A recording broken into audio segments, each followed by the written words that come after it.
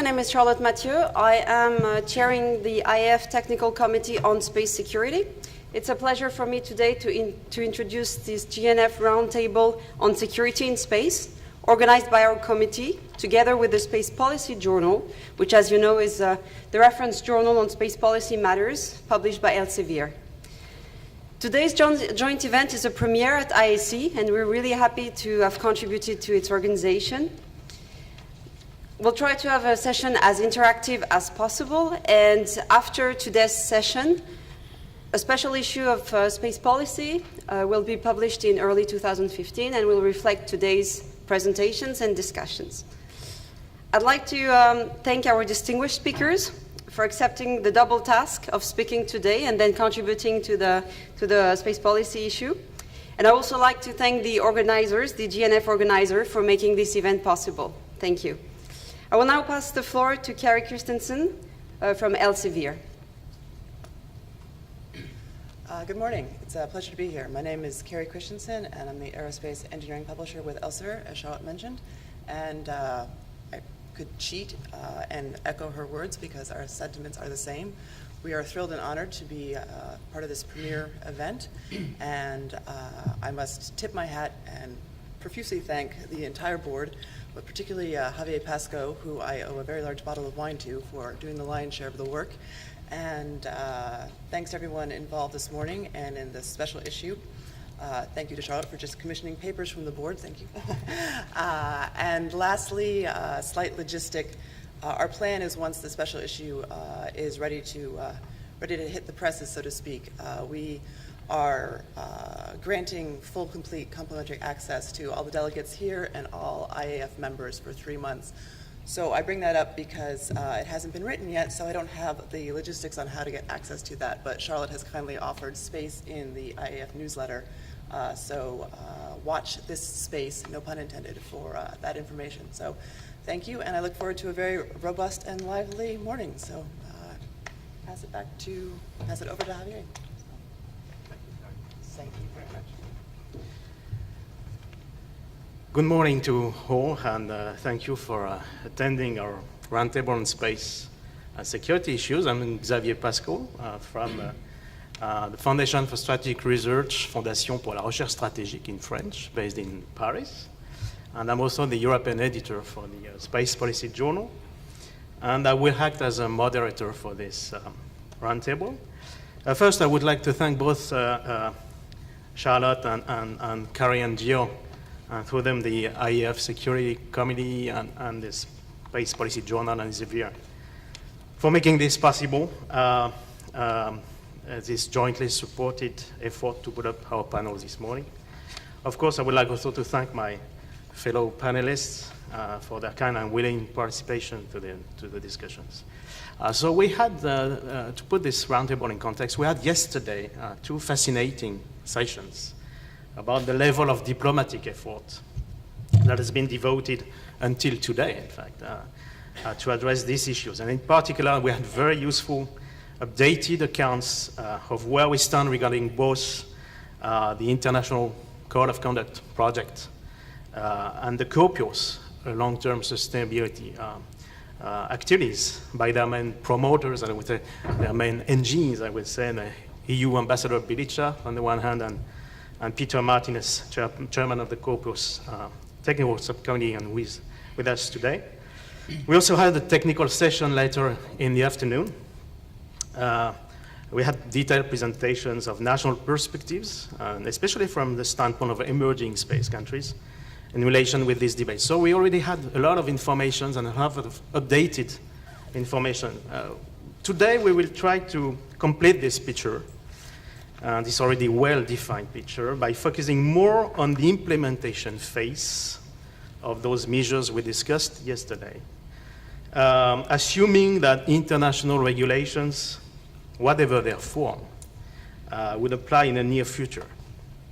This may require asking ourselves about already existing measures in place today that will need to be completed, but to what extent, or possibly improved to answer the requirements set by those envisioned regulations. We already have some ideas on the level of those possibly commonly accepted high-level requirements. For example, they've been clearly stated by Ambassador Bilica yesterday, presenting the current status of the draft International Code of Conduct, referring to possible TCBMs, such as pre-notifications of launches, pre-notifications of satellite maneuvers, exchanges of data, possible investigation missions, national space policy declarations, etc., etc.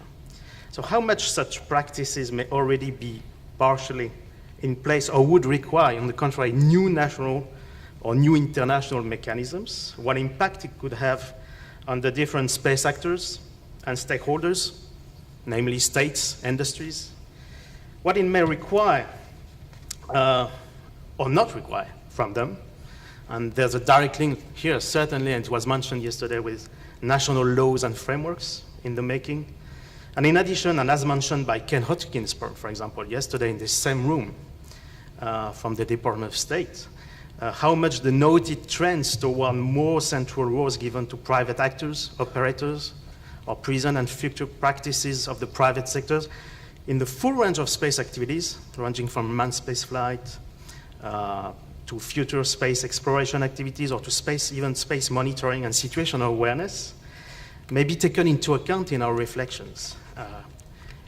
They may interfere, these activities may interfere with the regulations, or the reverse, how these regulations may affect these activities. We can also think about, of course, and last but not least, I would say, about how much civilian and military activities can be somewhat fully discriminated between each other in the current debates. So all this goes beyond much beyond only space regulation thinking, and it relates to national policies, security, industrial, economic policies. Of course, our panel won't provide all the answers today to this very open and non-exhaustive list of questions, but given the quality of the participants, we certainly will have most informed and thoughtful perspective on both opportunities and possible challenges for tomorrow implementation of space regulations. We have something like 2 hours, let's say, to listen to our panelists, but also to discuss these issues between each other. At the end of each presentation, question will be, of course, welcome, knowing that a more comfortable Q&A session will take place after listening to all the interventions, and we'll have time for doing that. It will allow getting back to each aspect, each of the aspects evoked in the different presentations. It's time for me now to give the floor to our first panelist, Professor Sergio Marchisio. Sergio is a professor of law at the University of Sapienza in Rome, and the chairman of the European Center for Space Law, and Sergio has been very much involved in all these discussions over the recent years. So Sergio, the floor is yours. Thank you very much. At the outset, I want to thank the Space Policy Journal for having kindly invited me to participate to this IAF Space Policy Journal Roundtable about security in space. It is not easy, as requested by Xavier, to provide a renewed perspective for the security in space debate. And this is more difficult for me than a lawyer, but I will try to point out some elements for my specific perspective, taking into account the point just made by Xavier, namely that we should and could focus on the issue of implementation of such new measures that are planned for improving security in space. Of course, as I understand, security means freedom from threats and actions that would undermine the ability of countries to continue to use outer space for their purposes. So it has to do with the pursuit of those activities that ensure the free access to and use of outer space as regulated by the UN treaties applicable to the activities of states in outer space.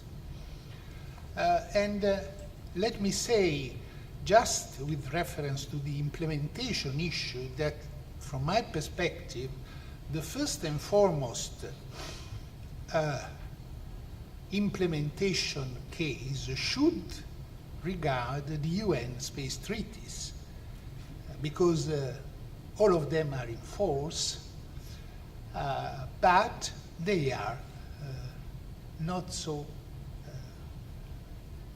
they do not have a high level of implementation by contracting states. So my first message is that the first and foremost measure to be taken is aimed at the implementation, the full implementation of the existing treaties. For instance, Article 6 of the Outer Space Treaty that requests states to control and supervise activities, national activities in outer space. Or Article 8 of the Outer Space Treaty concerning registration of space objects. Registration is sometimes repeated as a new transparency and confidence building measures in several of these new instruments, but it is to be reminded that it exists, the treaty is in force, and is one of those treaties that has been accepted only by 56 states, so it's a very low level of acceptance. And this brings me to another consideration. We want these new initiatives, the code of conduct, etc., to be universally accepted. I can understand that if an instrument is negotiated within the United Nations, could be presumed to be universal. But if this initiative is not within the United Nations, it is very difficult to reach universality, because even the instruments, the legal instruments that have been negotiated and adopted by the General Assembly of the United Nations by consensus are low levels of acceptance, because the Outer Space Treaty, the basic treaty, has 101 states parties, which is the half of the members of the United Nations. The Astronauts Agreement 91, the Liability Convention 88, the Registration Convention 56, the Moon Agreement 15. Well, in the case of the Moon Agreement, I can understand why, because, this is the last treaty, 79, and it contains rules that are really different from the rules contained in the first treaty regarding the Moon. The Moon is free for use and exploration, according to the first treaty of 67, and it is to be a common heritage of humankind, according to the Moon Treaty. Is another legal concept which is very sensitive, which has been applied only in one case, really, and without practical effects until now. So, will the Moon Treaty as it is survive or not for the future generation, or as the 15 members of this treaty says, or we should rethink the treaty? But rethinking any of these treaties, even though they are not accepted universally, is very, very difficult, because the procedures are very cumbersome, and who will initiate the modification of one of these treaties? We should rely on the principles of international law, because COPUOS has no competence to do that.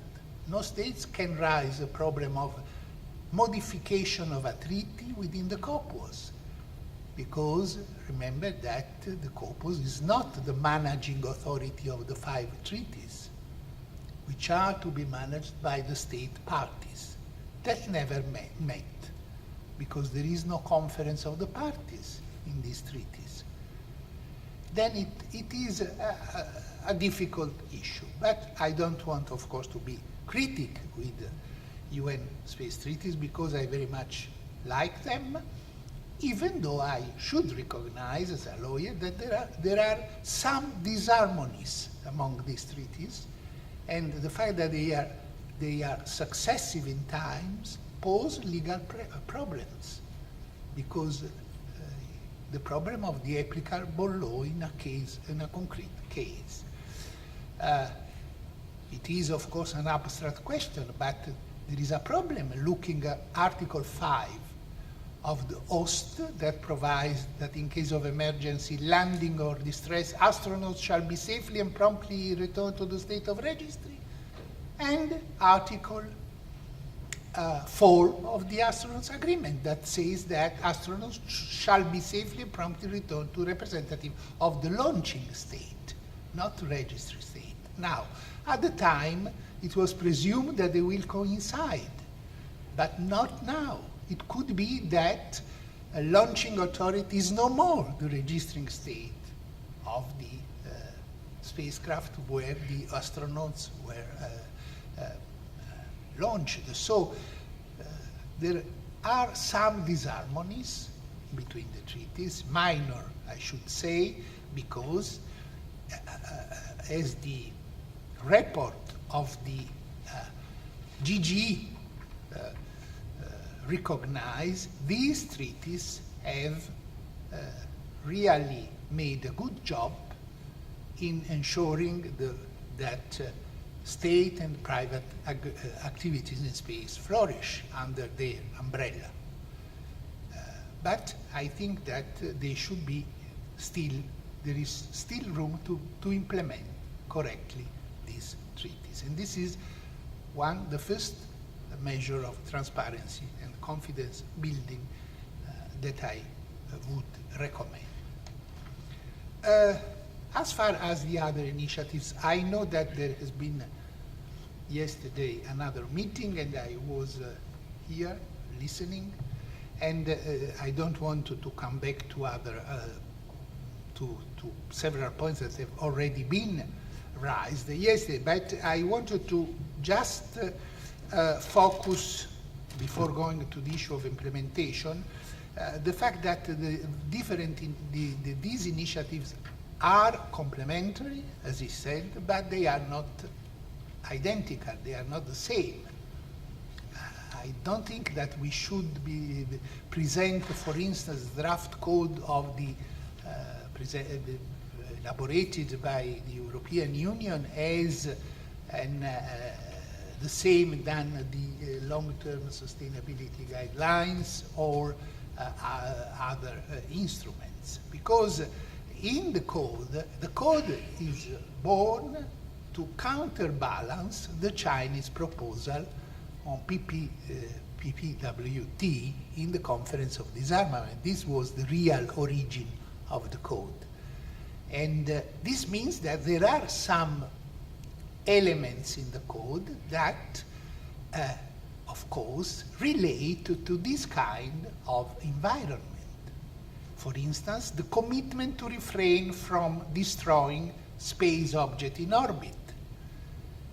That, in my mind, means that the code commits participating states to refrain from hazard experiments and tests.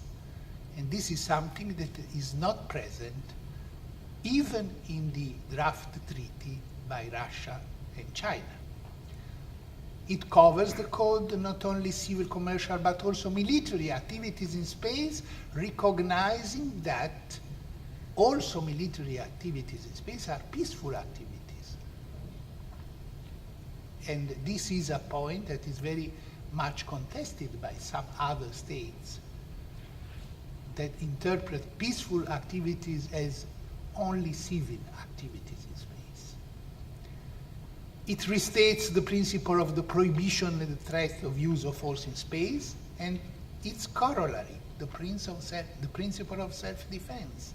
And this is something very much sensitive for many states. It does not limit itself to mention the free access to space, but only also the cases where free access to space is limited by, for instance, Security Council resolutions imposing sanctions on states. So there is a range of sensitive issues that, of course, some states are inclined to water down, to have some instruments very, very soft to be accepted by the majority of them.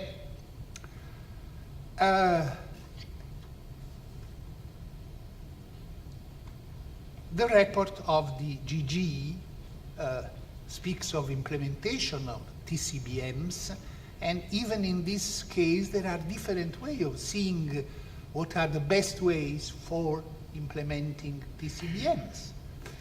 We know, for instance, that Russia is more inclined to unilateral transparency and confidence building measures, namely with this initiative concerning the no first placement of weapons in space, while other states prefer multilateral context for TCBMs.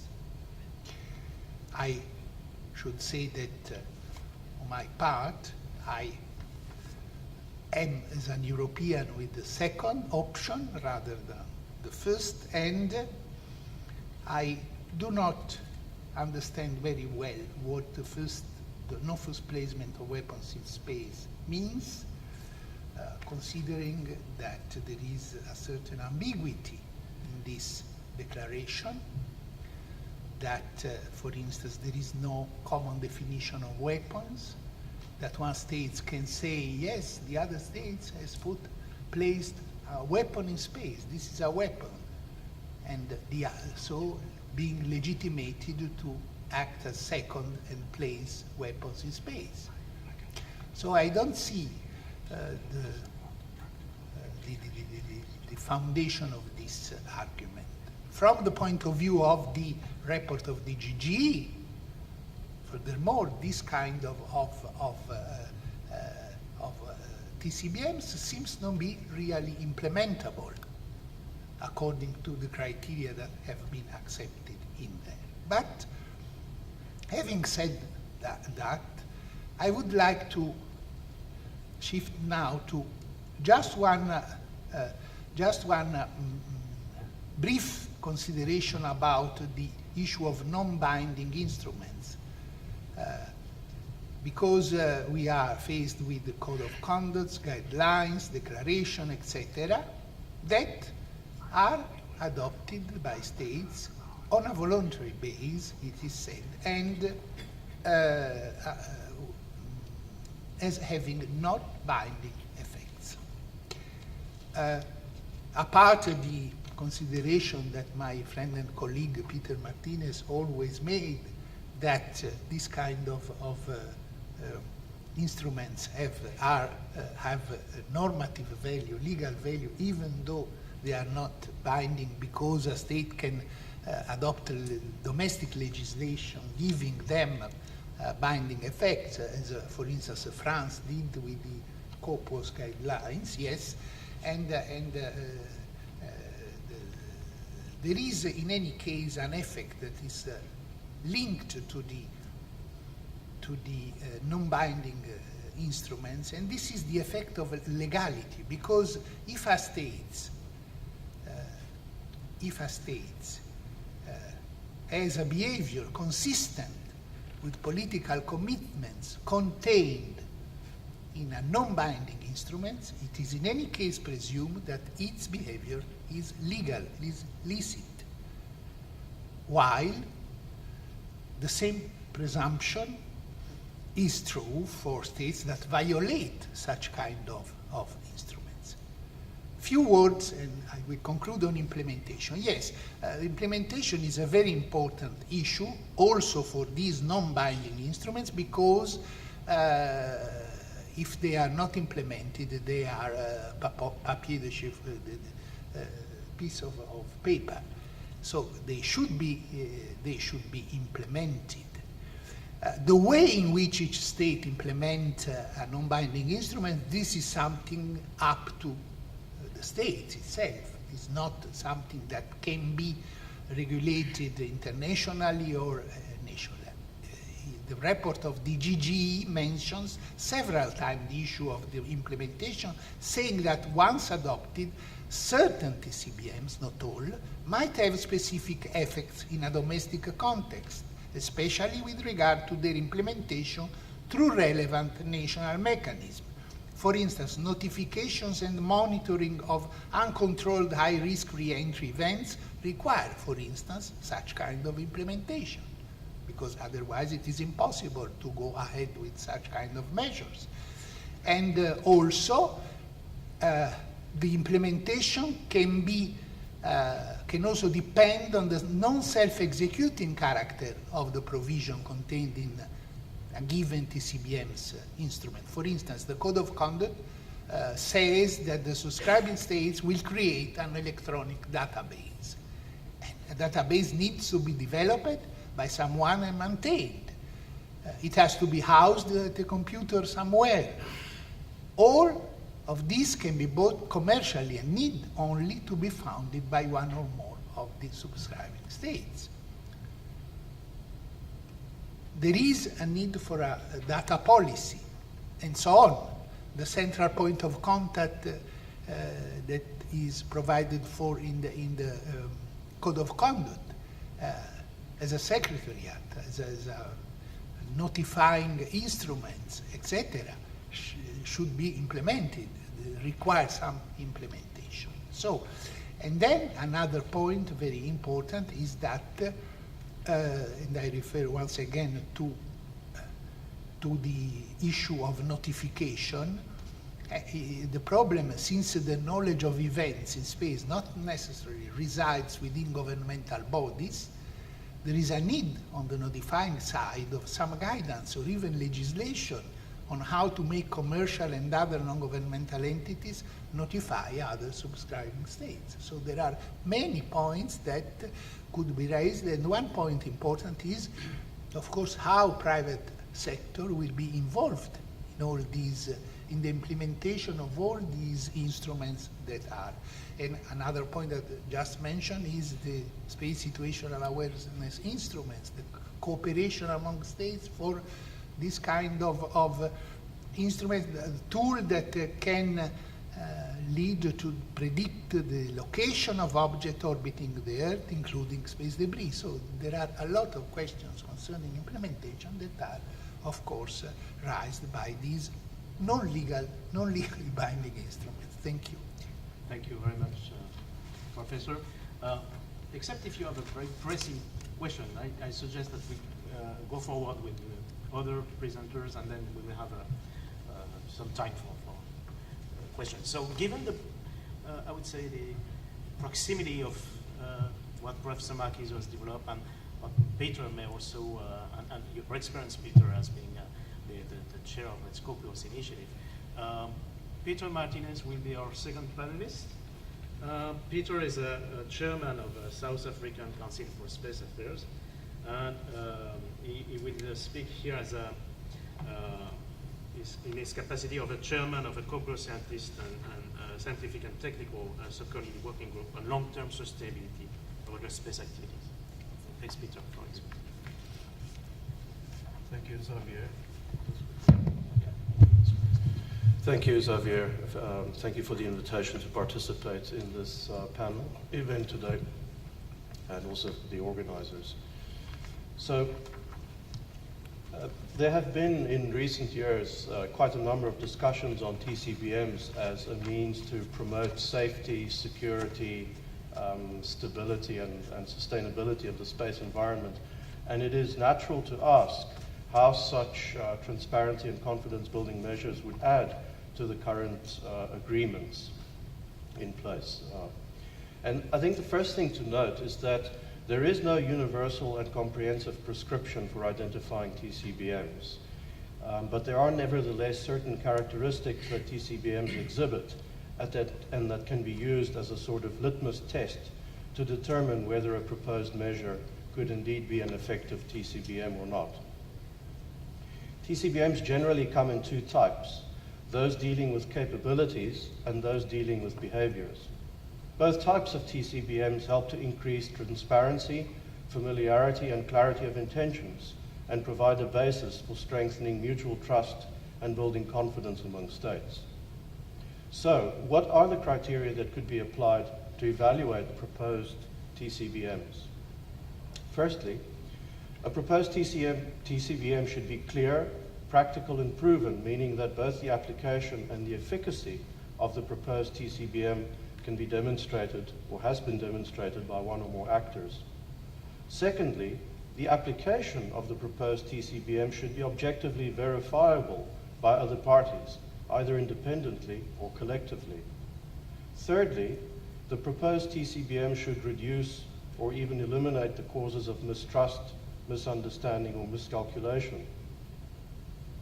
And with regard to this latter point, and given the non-binding nature of TCBMs, it's worth noting that these measures complement but do not substitute for verification purposes other legally binding agreements or regimes.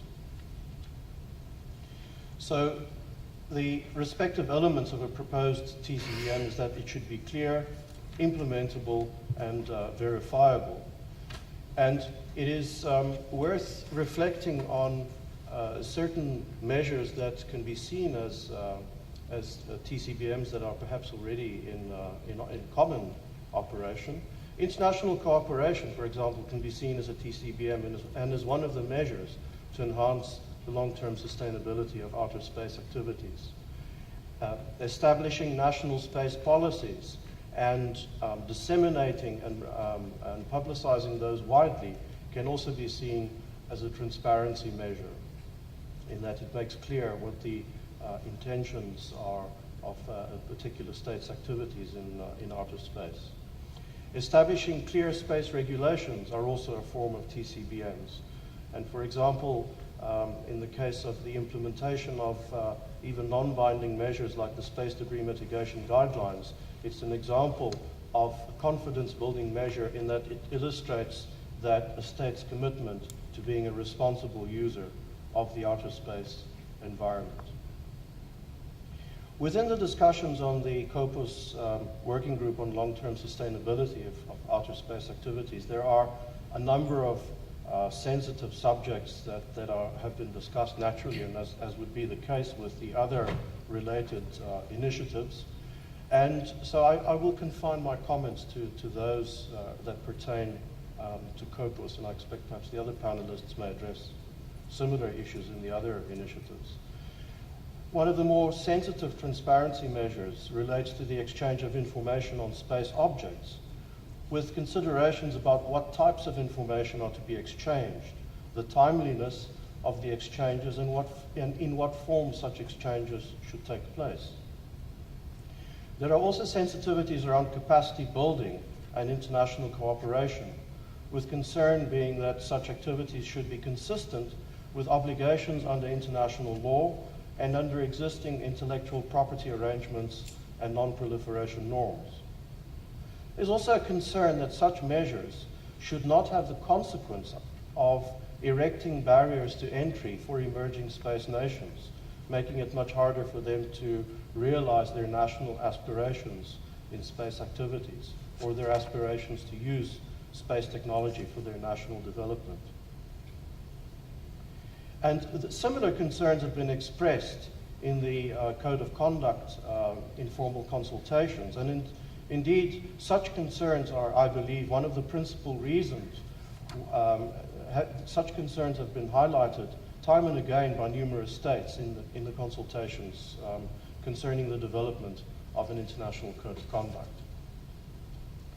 In terms of the effects of such measures on industry, the adoption of measures for the long-term sustainability of outer space activities will no doubt have effects on industry, but if all states agree to implement their political commitment to enhancing space sustainability in a symmetric manner, then industry would be equally affected in all the different countries. And indeed, one can imagine that this might stimulate industry to cooperate in the development of new standards and practices to promote long-term sustainability. And I'll return to this question later.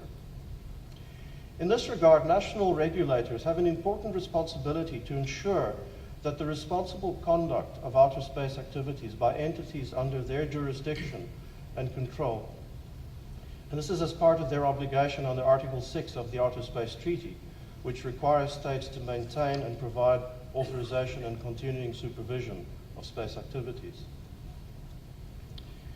International cooperation among regulators of space activities is also in itself an important TCBM and can reduce the phenomenon of regulation shopping to achieve in one jurisdiction what is not possible in another, particularly with regard to activities that may jeopardize the safety of space operations or the sustainability of space activities in the long term.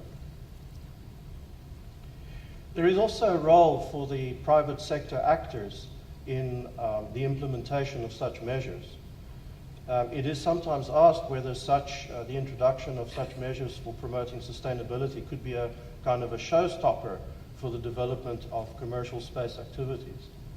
I do not believe that the introduction of measures to protect the space environment is a showstopper for commercial activities in outer space. Indeed, it would have the opposite effect of helping to provide stability and predictability that is so important for industry and for investors in space activities.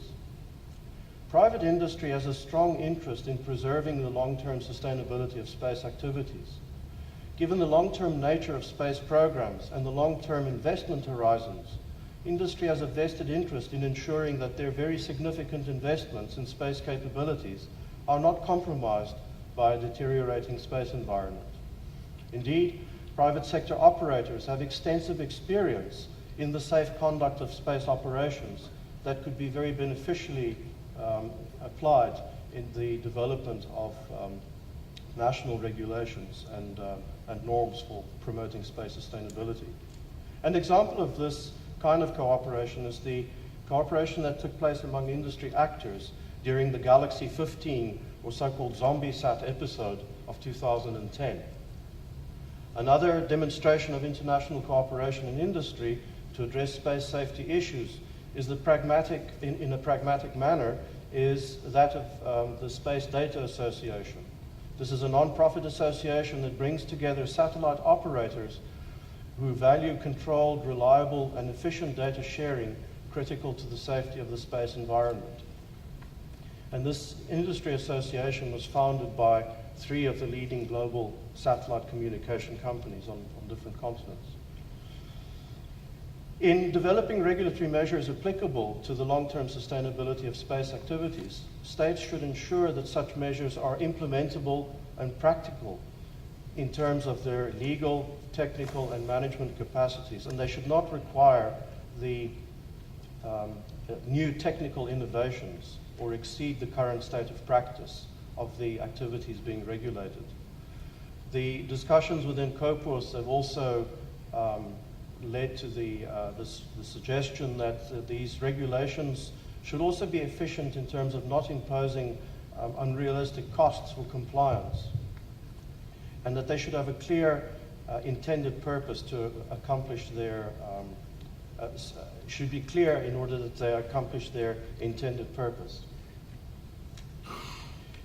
When creating regulatory frameworks, states should also consider the potential benefits of using existing technical standards and definitions, such as those published by the International Standards Organization or the Consultative Committee on Space Data Standards. In addition, states should involve the participation of space actors that would be affected by regulations being developed to promote space sustainability. Space industry can also play a role in capacity building. You only have to wander through the exhibition hall to see the role that industry is playing in the development of capacity in emergent space actors. In terms of the private-public partnerships and the value of national laws as an indication of TCBMs in outer space, national laws, if widely publicized, can constitute an effective TCBM in terms of demonstrating the intent behind a state's space capabilities. Also because of the dual-use nature of space technologies, open disclosures of space activities in international fora provide another form of TCBM. Concerning the implementation at national level of the political commitments to voluntary instruments such as the long-term sustainability guidelines or the GGE recommendations, or perhaps even a future international code of conduct, different countries will adopt different approaches to regulating space activities. But what is perhaps more important than the exact manner in which activities are regulated is that a state implements and is seen to implement the necessary measures consistent with its obligations under international space law and consistent with its political commitment to implement the recommendations contained in these various non-binding instruments. Thank you. Thank you very much, Peter. This one is working. Okay. Thank you very much, Peter, for this very interesting explanation. I will now give the floor to Mr. Serge Plattard. Serge Plattard is currently a resident fellow at the European Space Policy Institute in Vienna, Austria. And Serge has had a long diplomatic career in the French government, and has also been Director for International Relations of GNF, the French Space Agency, and he was also a Deputy Director for Planning, Strategy, Programs and International Relations in the French Space Agency, among other roles. So Serge, you have your floor. Thank you. Does this work? No, it doesn't. Does it work? Yes. Yes, okay. Well, thank you very much, Xavier, for this introductory words. I would like also to... yeah.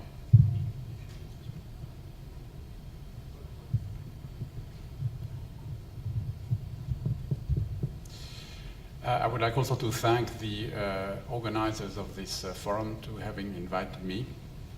And I will try to make my mark here, which might be a bit different than the one we just heard.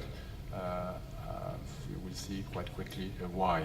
I would just also to make I would say a caveat starting my talk that my remarks, of course, do not necessarily reflect the views of my institute, nor the ones of my parent agency, which is GNES, and even nor the ones of University College London, where I happen to teach. I want to be very clear on that. Thank you.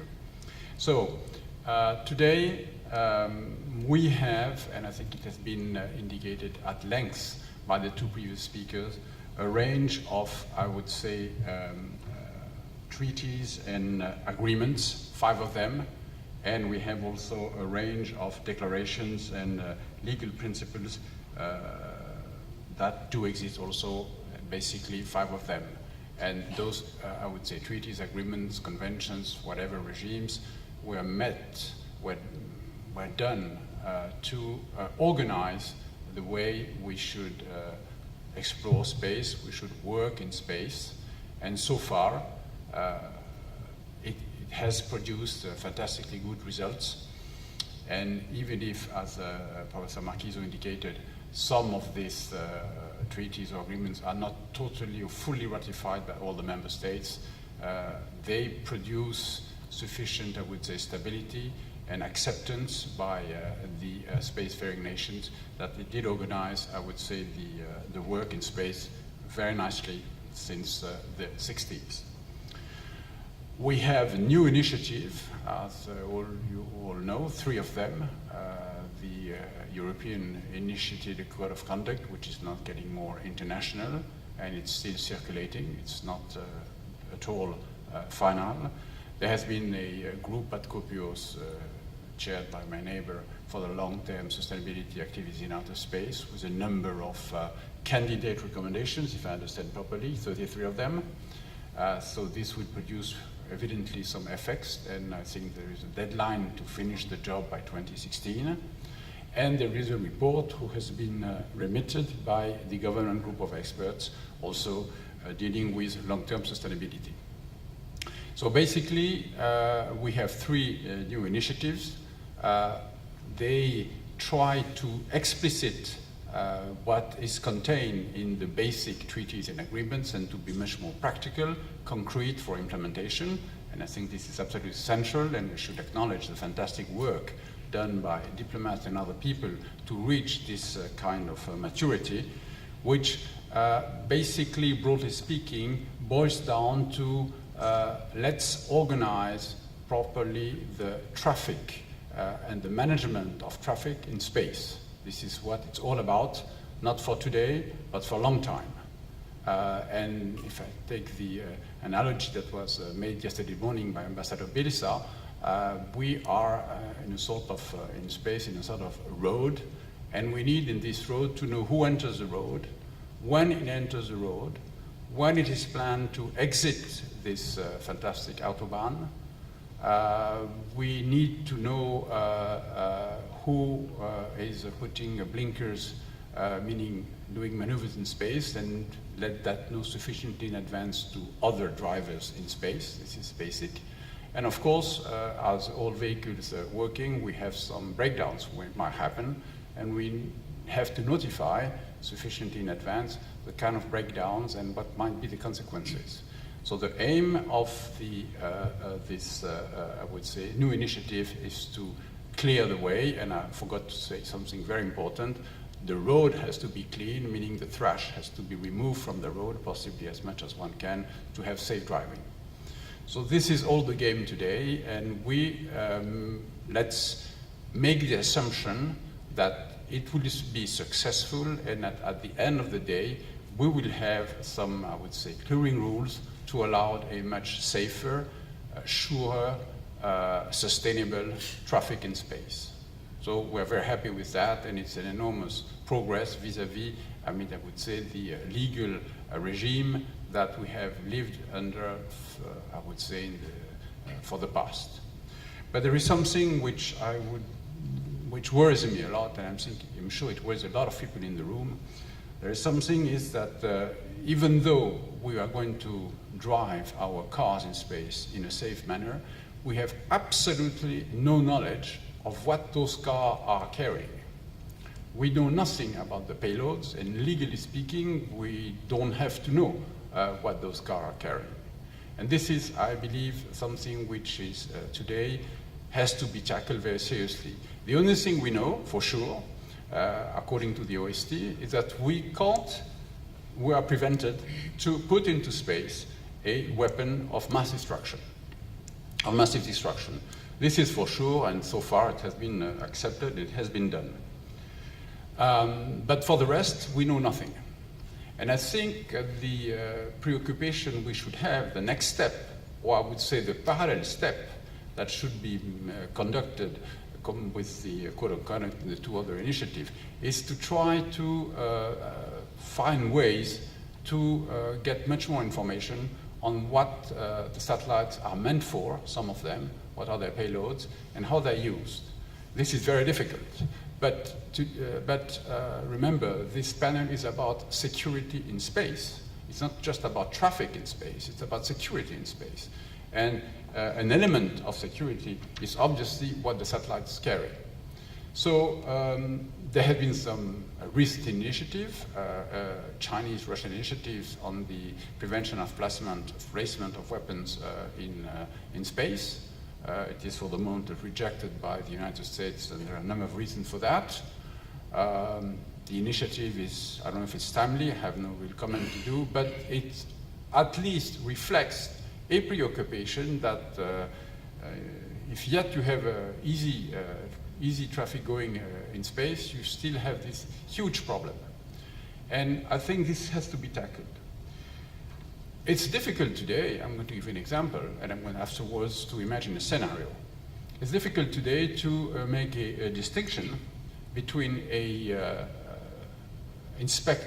robot inspecting a satellite, who does it for very, I would say, reasonable reasons, then the capability of this robot to prevent another satellite to work or to create a particular nuisance. You don't know, you can't know, and you have no means today to know. And I'm worried a little bit because when, for instance, you look at the totally transparent principles of the the US space policy, which were released in June 2010, the last bullet of the principle states very clearly, and if you allow me, I will read, the United States will employ a variety of measures to help assure the use of space for all responsible parties and consistent with the inherent right of self-defense, nothing to say about that, deter others from interference and attack, defend our space systems, meaning the American ones, and contribute to the defense of the Allied space systems, and, if deterrence fails, defeat others to attack them. So it's very clear that a major space power today announces clearly that it has the capability to place in space objects or instruments, or maybe land-based. It's very open, it's very general, to defend its assets. And it's very understandable, since we all know the importance and the increasing importance of space assets for vital, I would say, interest of a country in a variety of domains. So this is important. And it's understandable. It is understandable also because of the importance of those assets that the United States have taken an initiative, more than initiative, it's a program which is called the Global Situational Space Awareness Program, which will consist to send this year 2 satellites to inspect the geo-orbit, because there is a range of, I would say, defense assets who are very important for the US forces who orbit in this kind, who are orbiting at this altitude. So it indicates very clearly those 2 points, that indeed the some of the space assets are central for a number of countries, and since they are central, they need to be protected at all costs. Now imagine the following scenario. Imagine that we have 2 spacefaring nations, rather important because they have important means, say country A and country B, who have the space assets, and one country decides that he has to really monitor much more closely his own assets. But the country B has the means to control and to see what country A is doing, and decides also, as a response, to bring up an orbit also, I would say, assets that can monitor what the other country is doing. Country A considers that this is a hostile gesture and decided to crank up and bring up another, I would say, instruments in space to again counter or monitor what the country B is doing, and so forth. So my fear, and I'm sure I'm not the only one to have this fear, is that we are maybe in the future assisting to a rampant, I would say, slow but probably constant weaponization of some sort in space, for obvious reasons I just explained. It can be maybe inevitable. But there is no interest for country A and country B that space becomes a combat zone. There's no point for that. So there has been we have to find a regulation, a mechanism of regulations which will prevent that. Yet today, with the instruments we have, we cannot prevent any country to deploy in space the means I just mentioned, or to develop on the ground capabilities to target not just low-altitude satellites, but satellites who are in the MEO orbit. For instance, navigation satellites, who are, as you know, absolutely central for the defense forces and absolutely central for the functioning of today's economy. So we are facing something which is much more complicated than regulating the traffic in space with the current, I would say, initiatives. We're facing a nature that we all know is, I would say, pregnant with the space development for the last 50 years. But I think today, because there are more faring space nations, because there are more activities in space, this issue of, I would say, side of the security in space becomes extremely important. And we should really break the walls. We should not confine the debate to a particular instance vis-à-vis in the United Nations Is this should be placed in the Conference on Disarmament? Is this should be placed in another arena? I think these are absolutely past debates. Everyone has interest to defend its own territory, but we should go beyond. It's not the point. The point is today that we are having a increasing population in space of very important, I would say, assets, which are vital for national interests. We have to make sure that this will remain such that they are not under threat and that there not could be some unilateral initiatives who can create a threat for the rest of the assets of other countries. So I think I leave it there. It's, I think, an open question. It's not a new one, but my feeling today is that we have come to this problem has matured very quickly for the last years, and I'm afraid that it's not taken care properly. When you look at the different discourses from different countries, this matter has not been taken at a sufficiently high political level. The politicians from China, or the government, I'm sorry, or the Congress, or the parliaments from China, from Russia, from the United States. I'm sorry not to talk about the Europeans because I think for this kind of work, we're not exactly playing in the same court as the three others, but there is no real commitment. Is there an interest of one of them to commit? This is certainly the point. But there is an issue and it should be tackled. Remember in the 60s, when the issue of nuclear weapons be put in place was put on the table, the solution was found extremely quickly. The game was much easier. There was only two people and there were only two to tangle. Today we're three to tangle. It's much more complicated. But eventually the solution came out and the agreement came out very quickly for a very simple reason. It's that putting a nuclear weapon in space was a total destabilizer for the mutual deterrence of the two nuclear superpowers. So avoiding having something in space act as a stabilizer for the deterrence of the two countries. Each one found its own interest, and it worked. Today, and I'm sorry that we don't have the solution, but today we have to be much bolder than we are to try to mend for this issue, which in my analysis and feeling is growing very fast. Thank you.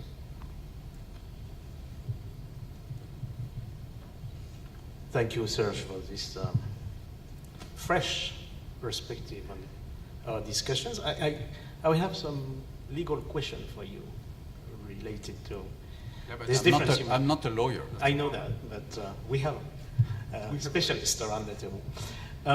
So now I will give the word to the floor to Scott Pace. I don't need to present Scott.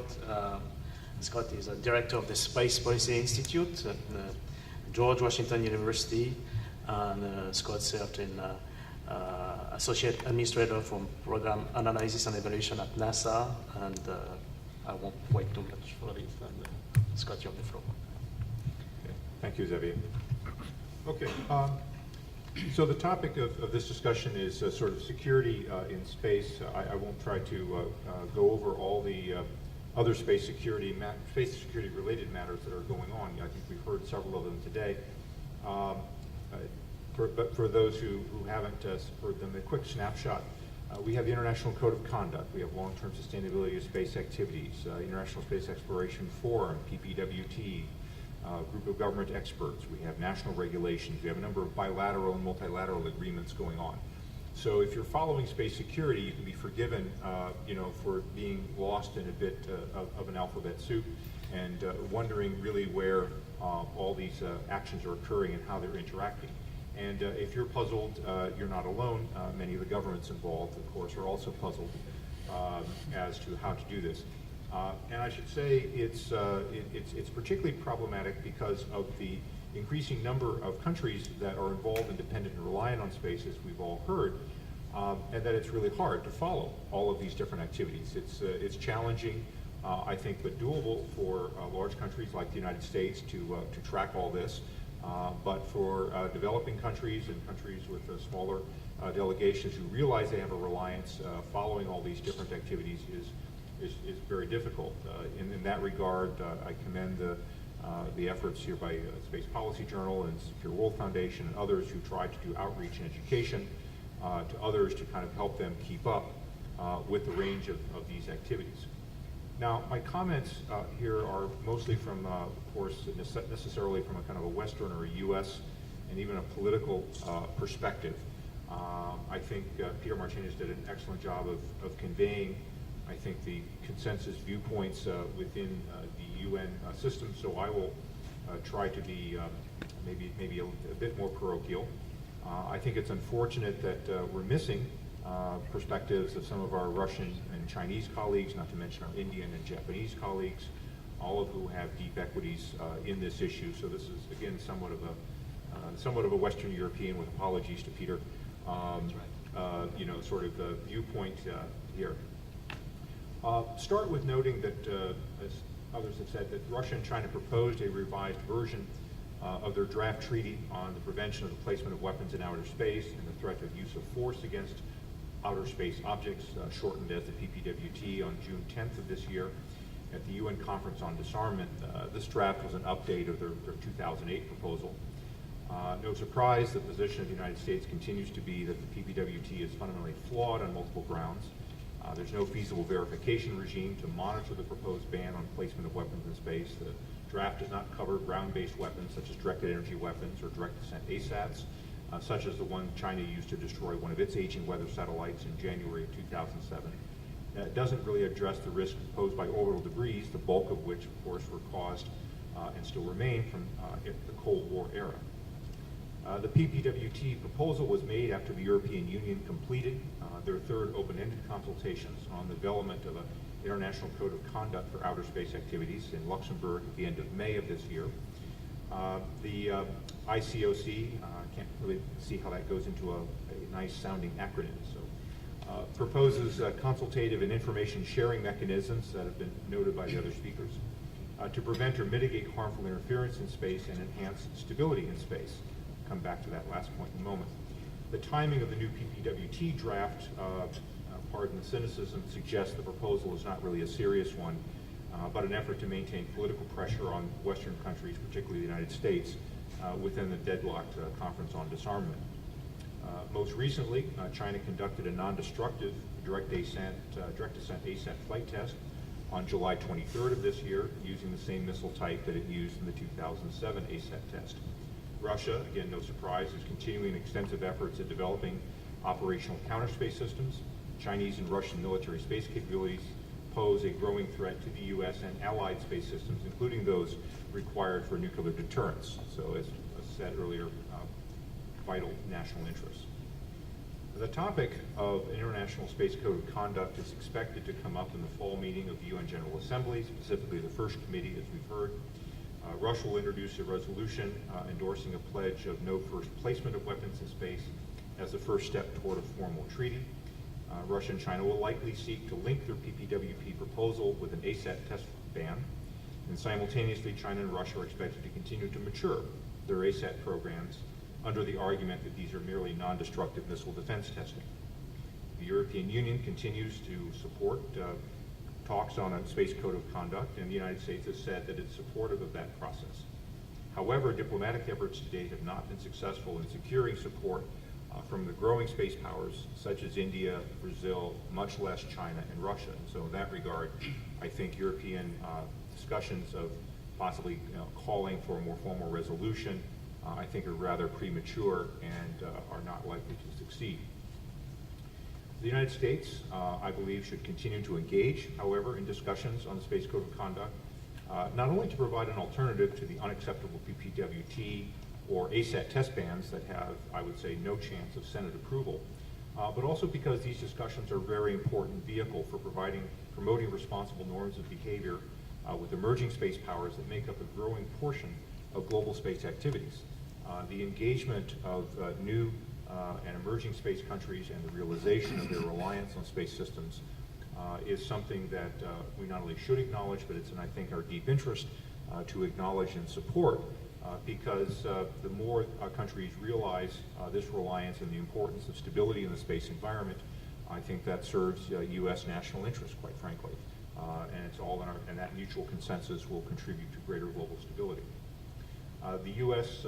Should, and I believe will, continue to oppose any negotiations on a legally binding space arms control agreement that, again, have no practical chance of Senate approval. In parallel with European efforts, the U.S. should work bilaterally with other spacefaring countries to develop common technical understandings of responsible behavior in space without creating new treaties or binding legal agreements. And again, I would point out in that regard, the S&T subcommittee of COPAS, I think, has been very productive in that regard. More importantly, or perhaps most importantly, for the United States at home and its allies, really should take measures to improve the resilience of our space systems across the spectrum of conflict. It's not enough simply to have statements there about intents in space and desire for stability. It's important to have actual capabilities. This was also true in the Cold War. In the Cold War, we had agreements about arms control that improved stability, but we also worked diligently, I would say on both sides, to improve the survivability of our forces, the stability of those forces, command and control of those forces. And I think anybody involved with them or near to them should have a certain degree of humility about how hard all of this is, but also how absolutely important it is to stability. Such measures toward increased space resilience will strengthen deterrence and improve stability more than merely symbolic gestures. With regard to deterrence, sometimes people talk about deterrence in space. I believe that's not really a useful conceptualization. We don't talk about deterrence in the sea or deterrence in the air. We talk about deterrence across the spectrum of conflict, really without regard necessarily to the region. Now, space, however, has some special characteristics. When something is destroyed there, it doesn't sink or fall out of the sky, it sticks around. All of you saw the movie Gravity probably, and so you know what happens when things keep coming back.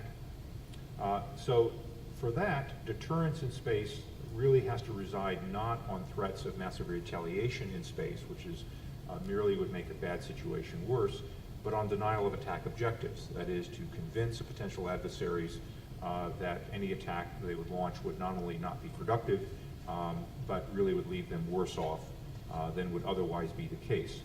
And so in that regard, the more resilient our systems are, the more internetworking and cooperation we have with other countries, not just with space assets, but also with our other terrestrial forces, the more we will contribute to deterrence and stability and prevent bad outcomes such as more debris in space.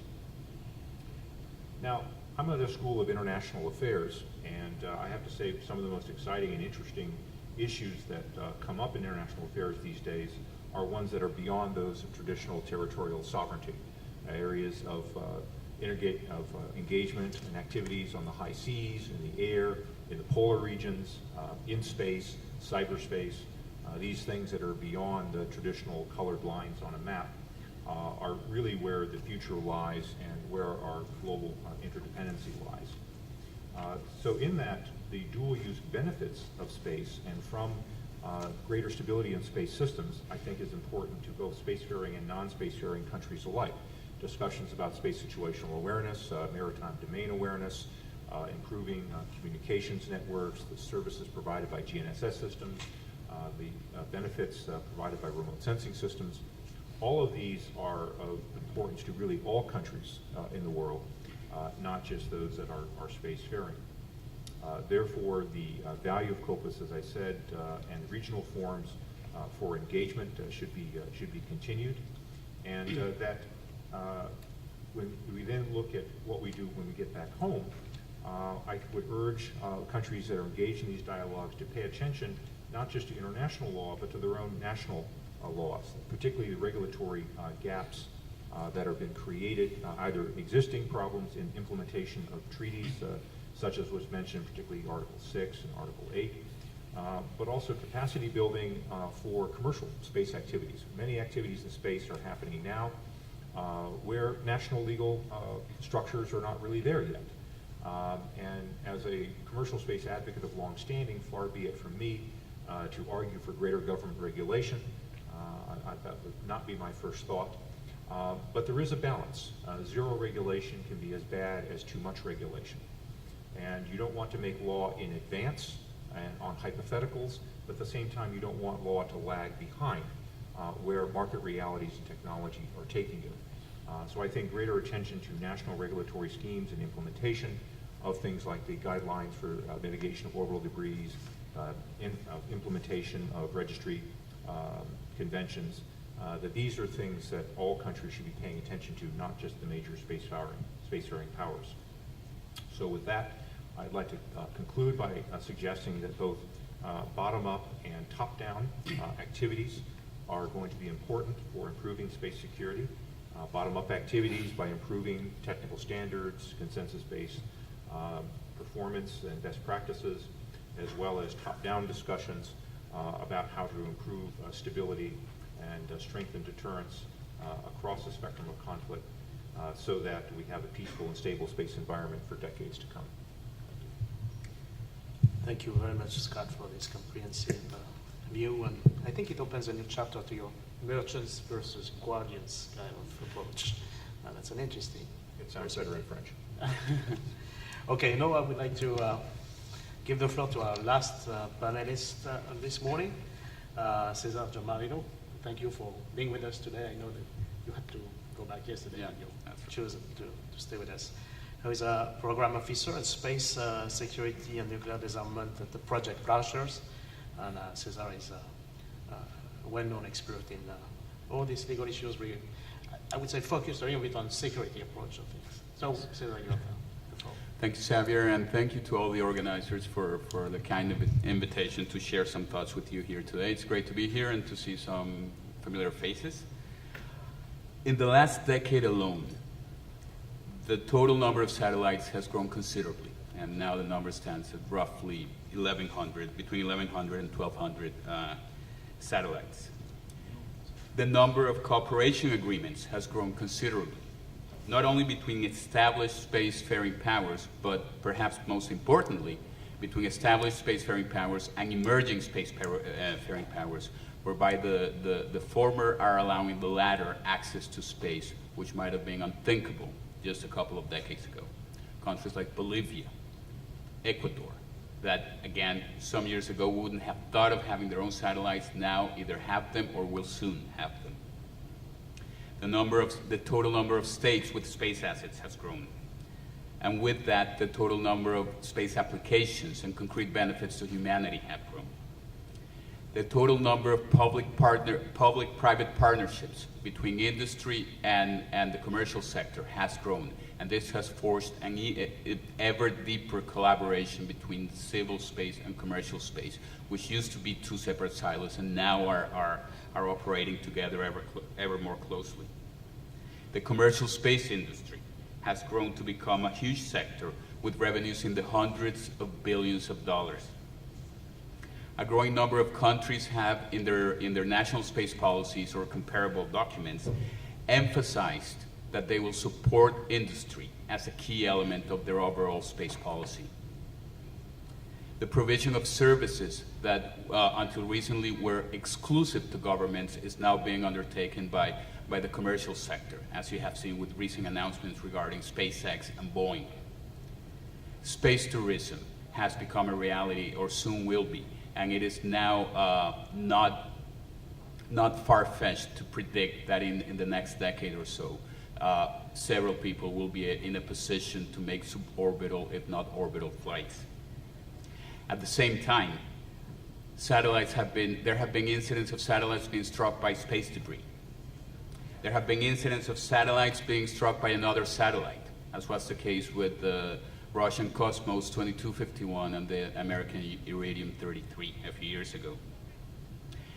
In the past decade as well, the International Space Station crew has had to take precautionary measures and avoidance maneuvers to avoid pieces of debris, and their livelihood has been at risk. In the past decade alone, there has been anti-satellite weapons testing. There have been jamming of several satellites, and the proliferation of jamming technologies has proliferated. Missile systems have been used themselves as anti-satellite weapons.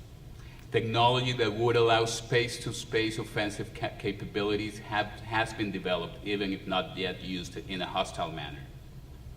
The number of tensions here on Earth have been exacerbated. Just turn on the news, which could have a repercussion for the likelihood of cooperation on space activities. This is a mixed bag, And this all points to collective action problems that we as an international community have to face. The key question is, how do we maintain the concrete, tangible benefits that are undisputed, that are derived from space-based applications, while at the same time effectively addressing the very real challenges threatening the sustainability of outer space? To put it another way, and to borrow from the definition of space security that we have adopted at the Space Security Index, is how do we ensure the secure and sustainable access to and use of space and freedom from space-based threats. So I think these collective action problems can be seen in light of 4 general areas of concern on which I will base my comments over the next few minutes. The areas of concerns are the state of the physical space environment, the growth in the number and diversity of actors and stakeholders for space, and the concomitant growth in the number and diversity of space assets themselves and space applications, the normative regime that is trying to regulate or make sense from a normative perspective of all of these activities, and last but not least, the need and feasibility of addressing the prevention of an arms race in outer space, both with capital letters as a resolution under the United Nations framework, but also as a general issue that the international community needs to acknowledge and avoid. With regard to the condition of the space environment, undoubtedly the most critical challenge to the security and sustainability of outer space continues to be the threat posed by space debris to spacecraft of all nations. The total amount of man-made space debris in orbit is growing each year, concentrated in orbits where human activity takes place. There is a growing risk that space assets will collide with one another or with a piece of debris. As outer space becomes more congested, the likelihood of such events increases, making all spacecraft vulnerable, regardless of the nation or entity to which they belong. The positive side, if you will, or silver lining of this present challenge is that awareness of the space debris problem has grown considerably in recent years, and efforts to mitigate the production of new debris through compliance with national and international guidelines have become highly important. The future development and deployment of technology to remove debris promises to increase the sustainability of outer space if and when it becomes operational. It is incumbent upon the international community to address the myriad technical, political, and financial challenges that will inevitably be associated with ADR, or active debris removal. Similarly, the development of space situational awareness capabilities to track debris provides significant space security advantages. While the sensitive nature of some information have traditionally kept significant data on space activities shrouded in secrecy, recent developments point to a greater willingness to share space situational awareness data through international partnerships, such as the ones that the United States has voluntarily engaged with Canada, with France, with Australia, Japan, and others. As barriers to entry decrease, the rate at which new spacefaring nations emerge will continue to grow. However, the limited nature of some space resources will pose governance challenges to ensure equitable access for newcomers. And this is especially important for states that are just now entering starting to become spacefaring nations. Their ability to enjoy the benefits of space should not be contingent on the date when they acquire the capability to access this domain. International cooperation remains a key aspect of both civil space programs and global utilities. Collaborative endeavors in civil space programs can assist in the transfer of expertise and technology for the access to space by emerging space actors. International cooperation can also help nations undertake vast collaborative projects in space, such as the International Space Station, whose complex technical challenges and prohibitive costs are difficult for any one actor to assume. Likewise, the role that the commercial space sector plays in the provision of launch, communications, imagery, and manufacturing services, among others, and its relationship with government, civil, and military programs make this sector an important determinant of space security. A healthy space industry can lead to decreasing costs for space access and use, and may increase the accessibility of space technology for a wider range of space actors. At the same time, questions remain about the adequate regulation of present and future commercial space endeavors. The military space sector is an important driver in the advancement of capabilities to access and to use space. Many of today's common space applications, such as satellite-based navigation, were first developed for military use and now are enjoyed by millions of people around the world. Space systems have augmented military capabilities of a number of states. They have enhanced battlefield awareness. They have offered precise navigation and targeting support.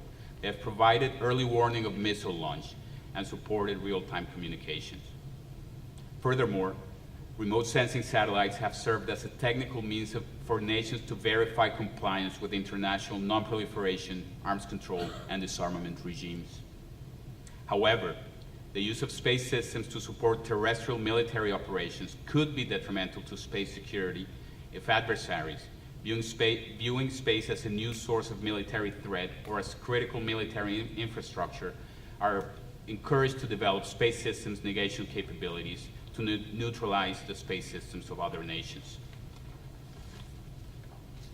While no hostile anti-satellite attacks have been carried out against an adversary, recent incidents testify to the availability of these capabilities. Satellite resiliency measures are important, and they include redundancy, distributed architectures, and interoperability. The ability to rapidly rebuild space systems after an attack could reduce vulnerabilities in space. The capabilities to refit space systems by launching new satellites into orbit in a timely manner to replace satellites damaged or destroyed are critical resilience measures. With regard to the normative environment for outer space activities, there is widespread recognition that the existing normative framework for space activities, as important as it is insufficient to address the current challenges facing the outer space domain. International instruments that regulate space activities have a direct effect on space security because they establish key parameters for acceptable behavior. These include, right now, the rights of all countries to access space, prohibitions against the national appropriation of space, and the obligation to ensure that space is used with due regard to the interests of others and for peaceful purposes. Recent proposals in this regard include both legally binding treaties, such as the proposed Treaty on the Prevention of Placement of Weapons in Outer Space, or PPWT, or politically binding, rather than non-binding, politically binding norms of behavior, such as the proposed International Code of Conduct for Outer Space Activities. As I'm sure most of you may be aware, the latest revised versions of each of these proposals were made public earlier this year. There have been others. In 2009, for example, Canada had a proposal before the Conference on Disarmament, which urged states to pledge not to place weapons in space, test or use weapons on satellites as to damage or destroy them, and use satellites themselves as weapons. This was seen by some observers as a middle ground approach. It was politically binding, like the International Code of Conduct, but it addressed the issue of space weapons head-on, like the PPWT. The establishment of a group of governmental experts on space by the United Nations General Assembly and of the Committee on the Peaceful Uses of Outer Space Working Group on the Long-Term Sustainability of Space Activity are positive efforts toward the adoption of agreed-upon transparency and confidence-building measures for space activities. Let me turn now to the need and feasibility of addressing PAROS, or the prevention of an arms race in outer space. While there is widespread agreement to pursue measures that minimize the likelihood of unintentional interference with space assets during normal operations, discussions related to space weaponization and the prevention of an arms race in outer space tend to be more contentious, which is not surprising. Initiatives like the Group of Governmental Experts on TCBMs for Space, or the COPUOS Working Group on Long-Term Sustainability of Space Activities, are undoubtedly valuable efforts and represent essential steps toward building norms of responsible behavior in space. At the same time, the reality is that several stakeholders remain concerned that a narrow focus on the development of such norms has resulted in a retreat from policy discussions and legal instruments specifically related to the need for arms control in outer space. the notions of outer space as a peaceful global commons and as a strategic military domain continue to coexist. And there is an urgent need for agreed upon norms of behavior to fully account for both aspects of space activity. A difficulty often cited as an obstacle to advance on the prevention of an arms race in outer space relates to the difficulty of defining space weapons, given the dual-use or multi-use nature of space assets. A satellite not specifically designed to be an offensive weapon could be used as one. Otherwise innocuous civil or commercial spacecraft, for example, could be physically rammed against an adversary's space asset. Likewise, on-orbit servicing vehicles, some of which are still in relatively early stages of development, could also be used to deliberately damage or destroy a satellite. If it can get close to it to fix it, goes the argument, it can get close to it to harm it. Given the dual-use nature of several space assets, some space stakeholders in the international community have questioned the very adequacy, feasibility, and applicability of arms control in outer space. But to be clear, this view is far from universal. Several actors in the international community, including major spacefaring nations and civil society organizations, do not see the dual-use nature of the space domain as an obvious impediment for developing concrete proposals under international law to regulate the eventual use of space weapons. In this context, it bears noting that multi-use capabilities are not exclusive to the space domain. From nuclear enrichment capabilities, which can be used to fuel medical reactors or to develop nuclear weapons, to the use of drones, which can be used for search and rescue operations or for much less benign purposes, dual-use technologies such as those seen in the space domain constitute an obvious consideration for multilateral arms control efforts. But the need for such efforts is generally beyond dispute. But is PAROS, or the Prevention of Arms Race in Outer Space, stuck in a diplomatic limbo? Every year, the United Nations General Assembly votes on a PAROS resolution, which notably states, among other points, that, and I quote, the prevention of an arms race in outer space would avert a grave danger for international peace and security, and the legal regime applicable to outer space does not in and of itself guarantee the prevention of an arms race in outer space. This resolution has received year after year nearly universal support, with the notable exceptions of the United States and Israel. The Conference on Disarmament has the primary responsibility for negotiations related to PAROS. However, as many of you may be aware, for years the CD has been deadlocked and unable to conduct any substantive negotiations because the consensus rule has been interpreted as a requirement for unanimity at this forum. Some might argue that the United Nations Committee on the Peaceful Uses of Outer Space might be an alternate forum to address arms control in space. However, efforts to discuss such issues at COPUOS are routinely dismissed as falling outside the jurisdiction of this body. So it is at least peculiar that although PAROS the need to address PAROS has been endorsed by virtually the entire United Nations membership, so little progress has been made on concrete proposals forward. Again, at the UN General Assembly, the PAROS resolution has not once been supported by the most advanced spacefaring nation in history. At COPUOS, talk of PAROS is dismissed, and at the CD, substantive negotiations have been effectively deadlocked for more than 15 years. So the many challenges facing the outer space domain can generally be grouped into two broad categories. On the one hand, there are those related to the risk to space assets that result from normal, peaceful space operations. On the other, there are clear risks associated with the potential for an arms race in outer space. The international community would do well to address them both. Thank you. Thank you very much, Cesar, for this comprehensive approach also of the other angle given to the debate.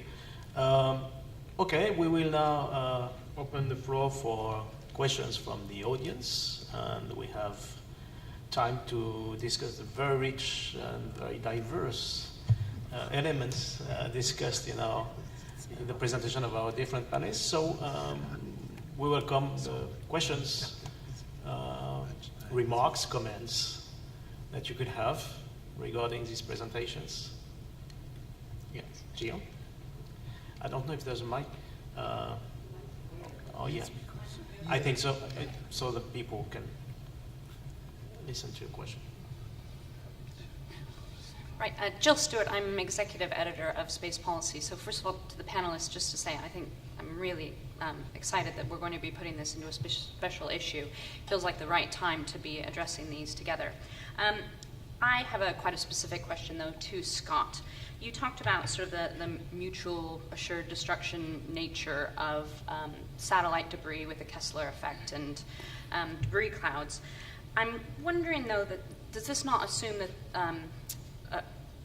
for this to act as a deterrent, that that the aggressive actor would have a mutual level of investment in the space infrastructure? And would it change the issue if there was a greater level of asymmetry? So if the aggressor state had less to lose? Or is it not technically possible that a state that would not have such an investment in space infrastructure would have the capability to launch an anti-satellite attack? Okay. I guess first thing to say, it's not a mutually assured destruction point, which I have to, being a bit pedantic, has never been U.S. doctrine. It's been something that might be the result, but that has not been an actual official doctrinal goal. But in the case of, there are lots and lots of asymmetries, and in fact, the asymmetry in some cases for the United States has been intentional. That is, we've gone to space and used space systems to produce advantages for our military forces. If you, somewhat, not quite tongue-in-cheek, but if you want to examine what a conventional conflict would look like without nuclear weapons and without space, I submit World War II is what it looks like. And that is not something anybody ever wants to go near again. So there are asymmetries that have been intentionally created through the use of information systems in space. Potential adversaries note this and comment on it. And I think what's particularly dangerous has been sometimes a lack of understanding about how the U.S. would react to these things. There's not enough dialogue. I think there should be more military-to-military dialogue, not just civilian dialogue. I sometimes run into the perception that if U.S. systems were attacked, that U.S. forces would somehow go quiescent and wait for orders, sort of like putting the Borg to sleep. That is not the way U.S. forces would likely react. And so I don't think an adversary should ever have a misinterpretation that there is an ability to have an asymmetric attack against the U.S. that would work. But there are the potential, those misperceptions, and there are those temptations. So I think the way to get at it is to ensure that we have capabilities not only for space systems to be resilient, but that we have strong conventional forces as well as nuclear forces across a range of conflict. And a reaction to an attack in space would not necessarily be another space attack. I mean, if someone blows up our satellite, probably the stupidest thing in the world would be to blow up somebody else's satellite. In fact, actually, the countermeasure may be something else, a horizontal escalation, allied escalation, an economic sanction. There's all kinds of different things that would be done. And that's why I say discussions about deterrence in space are fundamentally misguided in thinking about it. It's not to try to preserve space as some sort of special area of activity, as if you could separate it, but because space is part of all the range of human interaction, and therefore land, air, sea, all that sort of stuff has to be looked at. One of the areas, to pick on my colleague to my left here, I agree very much with the Space Security Index folks in talking about preserving sustainability of space activities and security in space, but the line about preserving space free from threats, from space-based threats, and space-based being an emphasis. I say, so to me that says, so ground-based threats are okay, but space-based threats are not. I don't make that kind of distinction. And so I think too often in the space community we try to treat space as special, because it's special to us, without really looking at the broader range of conflict and really the practical way people would respond. Thank you, Scott. Do we have another question in the room? I have several questions as far as I'm concerned. Just coming back on this notion of threat, the notion of risk, notion of safety, notion of security. We think here that we may have a semantic problem, and the threat is really a risk associated with an intent, possibly. And how do you know about the intent of a space movement? So it creates a wide gray scale that makes implementation difficult. Attributing an effect to a defined cause is already difficult. This is why we're talking about SSA, we're talking about cooperation, exchanges of data, and better knowledge, better situational awareness. We're still not at the stage where we exactly know 100% in 100% of the cases where it comes from and what was the intent behind it. So this is also one of the issues I wanted to underline here, the notion of implementing this kind of regulations, whatever they are, will require competencies that we may not still completely master today. But I wanted to highlight something else that was, of course, raised by the presentation of Serge and a bit in the presentation of Cesar, and especially when you said that you mentioned this 2009 Canada initiative, saying that it's a politically binding thing, and this is the ICOC, I would say, side of it, but talking about space weapons, and this is the PPWT side of it. And Serge, you mentioned this very interesting difference between the traffic management and the payload management, I would say. My understanding is that, and my question would be, and maybe it would go to Serge also, well, these current projects we have, let's talk about ICOC, let's talk about DGE and what Peter has been directing and Scorpios.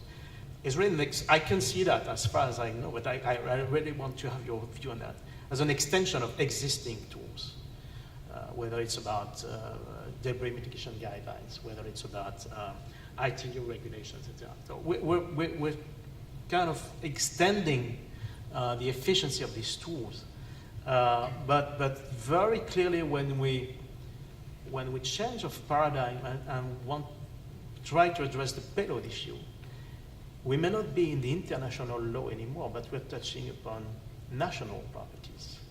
And in my view, that may be a limit, a very serious limit, to changing from existing extensions in terms of legal bodies, legal possibilities, towards intrusive kind of law that precisely are raising problems, I think, from the state parties. And in my view, and I would like to have your different reactions on that, I don't see how this could, right now, how this could happen regarding national policies. We're touching upon a sovereignty issue here. And I agree with you, Serge, that managing the space traffic issues won't be maybe enough in the next future, but I kind of see some kind of a possibility here, both from the diplomatic and even from the legal perspective, and this is where I would love to have some inputs from Sergio. What do you think of this? Maybe feel free to answer, please. Yeah, I think you've touched, Xavier, the very important issue. There is no international right or legal mean that you can inspect or decide you want to know what kind of payload is transported. Yet, on a completely different basis, when you transport by road dangerous materials, there is a national regulation for transporting those materials. But when you transport those throughout Europe, we have come out with a regulation in Europe to transport dangerous materials on any road. So I don't want to mean that it's comparable, but what I want to say that it is extremely difficult. You're totally right. But could we go out of the just national laws, because you are right, it's intrusive to know what the other guy is transporting. But I mean, it is intrusive, but on the other way, you are transporting that in a medium which is accessible to anyone. And anyone has a right to go to space and do a number of activities in space. It's written in the treaties. So there is a bit a paradox or a contradiction between the fact that you can use the space freely, but on the other hand, no one can, I would say, ask what you're transporting to that space. So you use the space, but there is a certain threat that some people might feel because they don't know exactly how you are using it. So it's very complicated, and particularly on the legal point of view. But I think we have to address this issue. It's a difficult one, and if we don't do it, as a very well-known person said, we don't do it because it's easy, but because it's hard. And today, this is a challenge, I think. Okay. Yes, please, Cesar. Well, a comment just to build on some of the comments you made. I don't think there's an inherent problem with having various layers of policy development. And you can have policy development bilateral and multilateral, at the national level and at the international level. Politically binding or non-binding soft norms or treaty status norms. And I think this is a reflection of the fact that space activities are so diverse right now that they are sufficiently distinct to merit separate policy instruments. In other words, sometimes I've gotten the impression that, for example, the PPWT and the Code of Conduct are framed as if they were necessarily mutually exclusive, as if we were going to somehow, that we, the international community, arrive at a catch-all policy instrument for space, a single one. And that need not be the case. In fact, I don't think it would be helpful to even aspire to one instrument to regulate everything from space activity. I mean, the Paris issue versus the debris issue versus space traffic management versus the commercial sector regulation, et cetera, there's obviously overlap in the sense that they all operate in outer space and are governed by some of the same constraints, but at the same time they are sufficiently different that they might merit against separate policy instruments to deal with each of those concerns.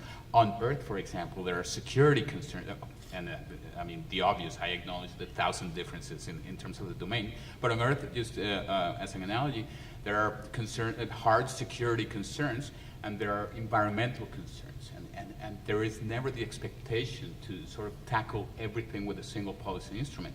Even if you explode a nuclear weapons, there are tremendous environmental implications. I mean, there's overlap, no doubt, but at the core, they are treated as separate concerns. Yeah.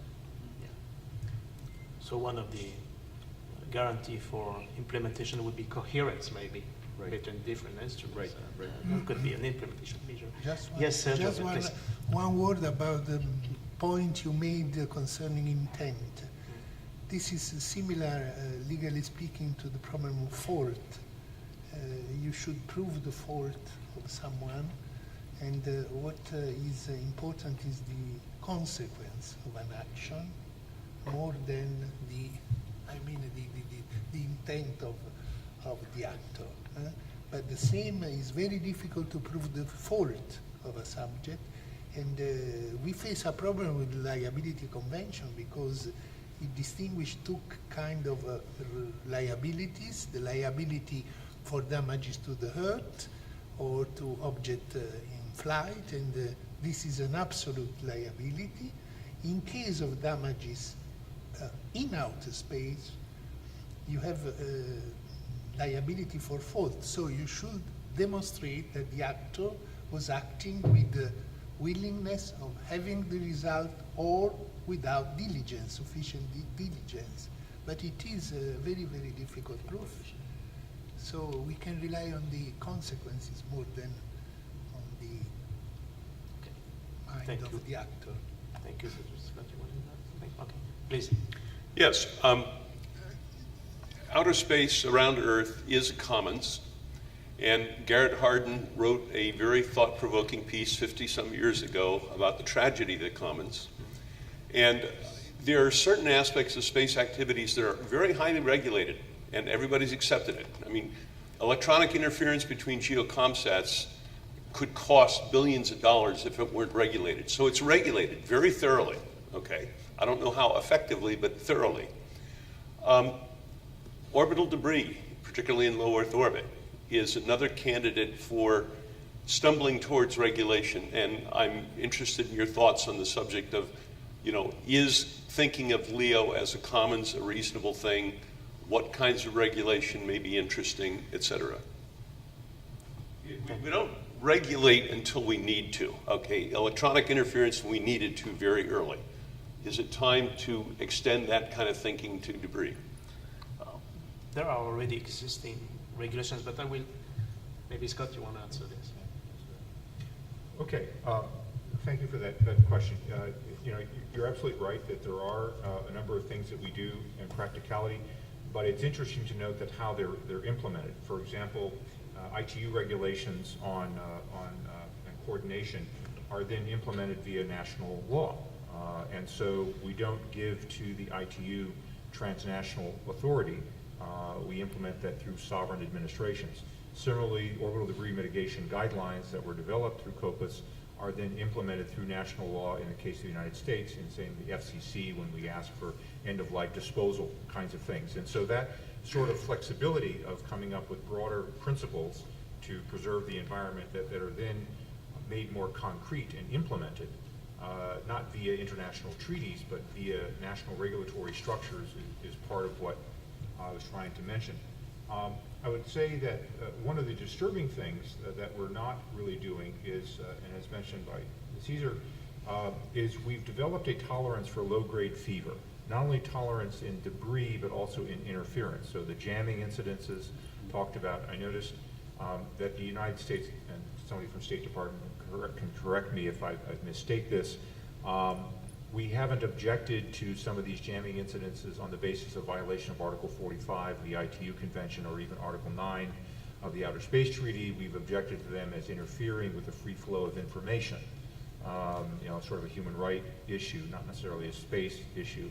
So I think that we could maybe do more with existing instruments to say, what is our tolerance level for some of these activities? Because really, if I ask for a norm of behavior right now, jamming satellites seems to be a perfectly reasonable norm of behavior because we have let it go on for some time.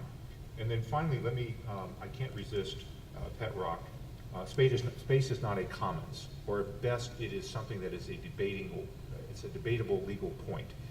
Global commons as applied to space is something that is argued over. Some people think it's settled and it is a global commons, other people don't. A commons is something which is agreed to be a commons. So things like the high seas, the air above the high seas, absolutely a global commons. Space, cyberspace are not yet a global commons. They might be, but I would argue, and others will disagree with me, that are not yet there.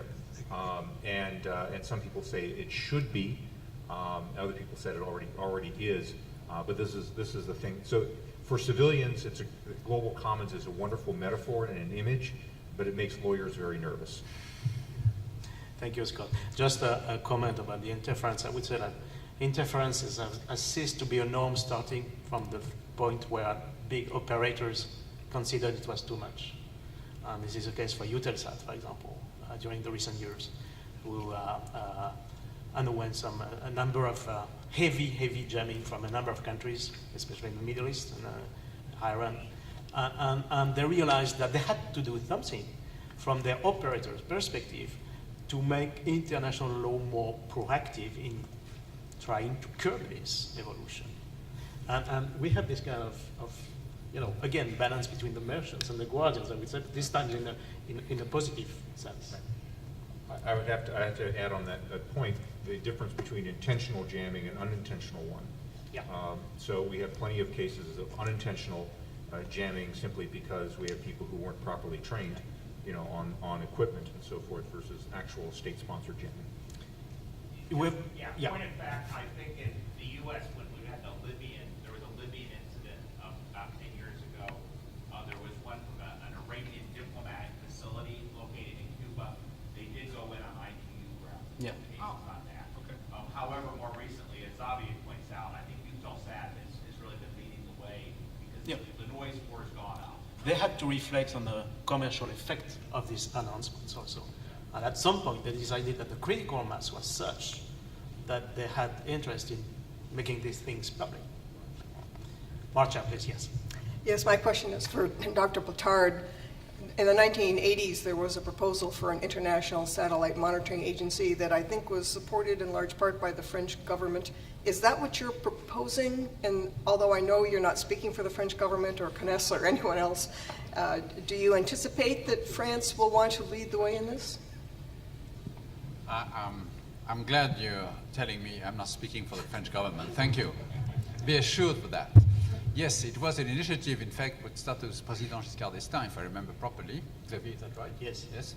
And no, I'm not suggesting anything, because it's one thing to propose an agency, and maybe there was a need was felt to have an agency, but I mean, if you have nothing to put behind that, seriously to put behind this agency, I don't think so. It's very useful. What we need, if we would build up a sort of this kind of new instrument, we need to have means of verification that are accepted by all the members, and that the information provided by those means is transparent. And this is absolutely central. So if an agency would do the job, I don't know. Today we are relying more on a system that there would be a sort of exchange of information between different actors, and that would be sufficient. If someone thinks to an agency, for the moment I don't know what really they want to put in this agency. But you're right, it was at that time, I don't know if it's really mature, but you know also it didn't go very far. Yes, please. Like Mr. Platard mentioned, I mean, long-term space security and stability is more than traffic management. And of course, with the increasing accessibility of the space system, has there been any discussion with respect to the role of potential non-state space actors? I'm not so sure I can answer properly to your question, but maybe others on the panel. Scott, maybe. Could you reflect on the phrase? Well, it's mainly, of course, there's a lot of discussion for responsible behavior, but it's mainly concerning those emerging states, right? And then as we're looking in the future, as the space capabilities are more and more accessible, and the potential impact of, having a non-state group or organization whose intent we're not always familiar with or understand, and what would be the impact in the area of long-term space stability and security. No state actors' actions in space, but I cannot say. Thank you. That's a very good question. Excuse me. And one of the, if you look at the increasing number and diversity of space actors, in fact, we talk about new space actors and distinguish that from emerging space nations, because very often the largest number of these are, for example, universities or private sector entities in really quite established spacefaring nations. And so in some cases, in fact, with developing countries that may have, say, a university developing a CubeSat, that may be the entire space program for that country, and therefore from a regulatory point of view it attracts a lot of attention from the government, and that project is very well regulated. But there are examples of space activities taking place in countries that are already established space actors that are considered in those environments to be of such a low profile from a regulatory point of view that they're under the radar. And it has happened in the past that some countries discover that they have liability for a space asset that's been launched because university has built a CubeSat without requiring national funding, and procure the launch because there was an opportunity in another country, and voila, you have a satellite in space. So yes, I think these are issues that we are very much aware of in Corpus, and that are part of the thinking as we develop these guidelines for long-term sustainability. And that's why I made the point earlier on that it's important for regulators to communicate with each other and to try and be as comprehensive as possible in their covering of these issues. I think another thing I would add to that, it's important for, and we discussed this somewhat in the long-term sustainability discussions, because of these mixtures of very diverse actors in space, it's important that the regulatory system be open to input from these people, that their interests be taken into account, that they be consulted, and that we not try to create, as Cesar pointed out, a one-size-fits-all sort of structure. I think it's no secret that within the UN system there are some member states that are very uncomfortable with this and really see states as really the only legitimate actors, or the ultimate legitimizing actors in this. And of course the compromise in the Outer Space Treaty is this ongoing responsibility for entities subject to jurisdiction and control. But as we develop more and more space activities, as they become more diverse, the regulatory process, I think, national regulatory process needs to respond to that and recognize these entities. You only have to look at examples like the Space Data Association, looking at private university systems that do observations.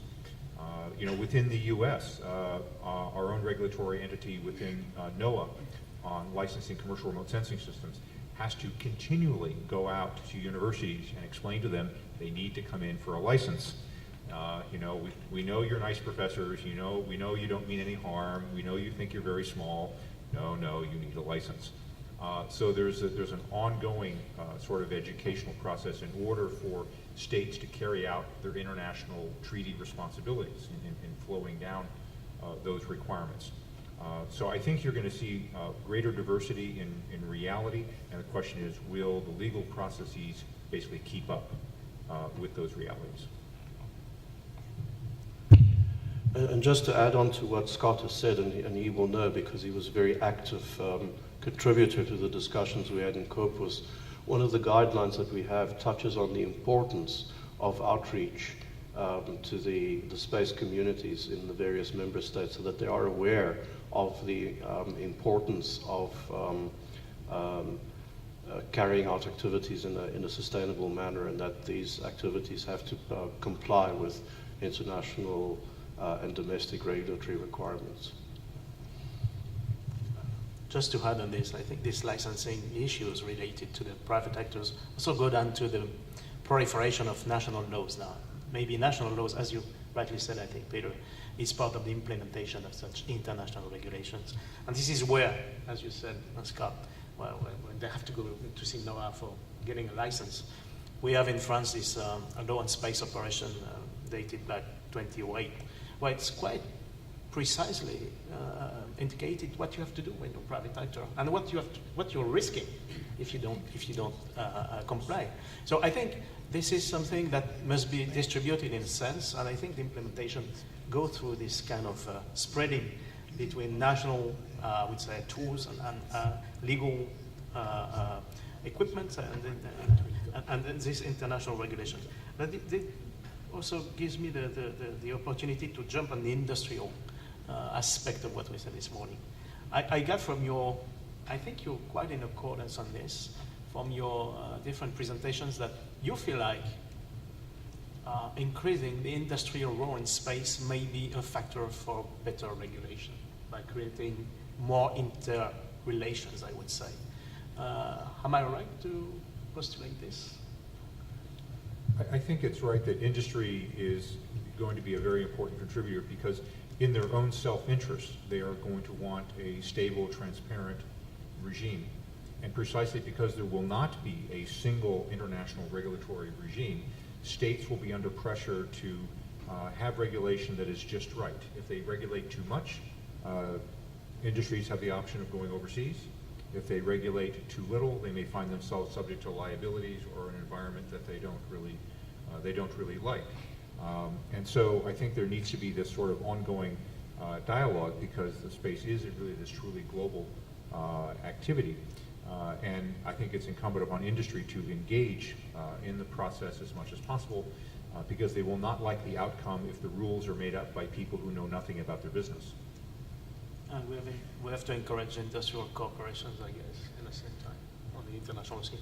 Do you feel like it's, Sergio, that industry and current, do you feel like that industry perspective and current space regulations are well I would say, connected today, or should improve to make, in order to ensure that industry is an actor?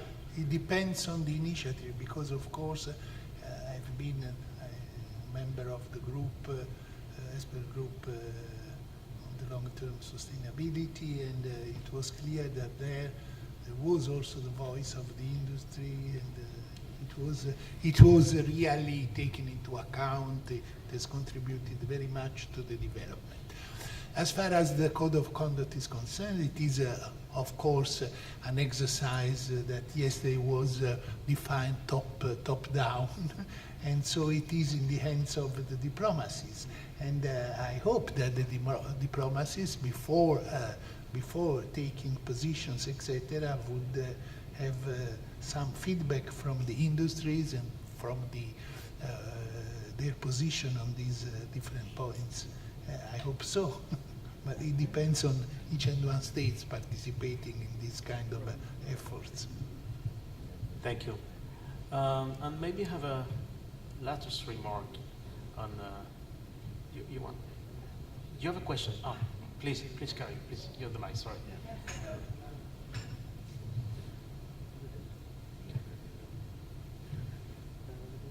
First of all, again, thank you very much for your time, both today and in preparing and in the future. My question is more of a seeking your expert opinion, and Scott and Xavier know my background, so if I misspeak any alphabet soup, please correct me. In the last couple of days, I've been involved in some very, very fascinating discussions and panels and meetings, and a lot of the obstacles that seem to be in this community's way in terms of getting to space and resolving these issues seems to be very tied to politics. And with all due respect to the need for politicians and government bodies, and we're speaking now about international versus national and varying parameters, do you see either the impossibility or the absolute necessity for a UN for space, but one that is not tied to any national government? And would that help, or would that just create a whole new flavor of the obstacles that we're currently facing? I learned yesterday of the sliding 30 years to Mars plan, and every 5 years they say, well, 30 years from now, well, 30 years from now. So this is, again, I'm not going to quote anybody. No one's speaking for their governments. This is just, I'm seeking your expert opinion. Thank you, Ken. Scott, maybe if you Okay, thanks. That's a great question. I'm not sure if you went for space, for everything space, but perhaps for certain aspects of space activity, and space situational awareness comes to mind, and I'm not sure. I mean, yeah, UN for space could be the right analogy, but generally speaking, there is a lot of discussion about the benefits to be gained by the whole international community with the internationalization of space situational awareness capabilities. And there have even been proposals of how this might be funded with user fees or different contributors, etc. But again, both the capabilities and the data that is acquired and disseminated does not belong to any one state, but rather is intended to be for the benefit of the community of spacefaring nations. So were you asking about should there be kind of a UN for space for the particular function of SSA, or more broadly, like space exploration and development?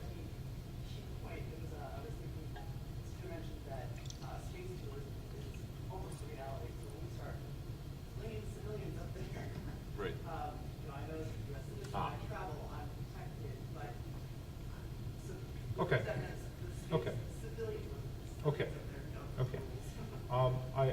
I would start first by saying we have a UN and we don't need another, and so that pretty much anything that, and I think if the UN and COPUS did not exist, we should create it, because I think it's important that there be a place where literally everyone can sit down at the table.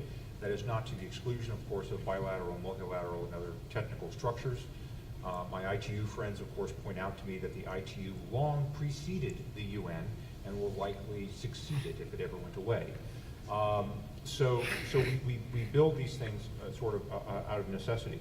I think that when you look in a particular case like SSA, I think a single system is not likely ever to happen because there are so many security issues associated with sharing arrangements.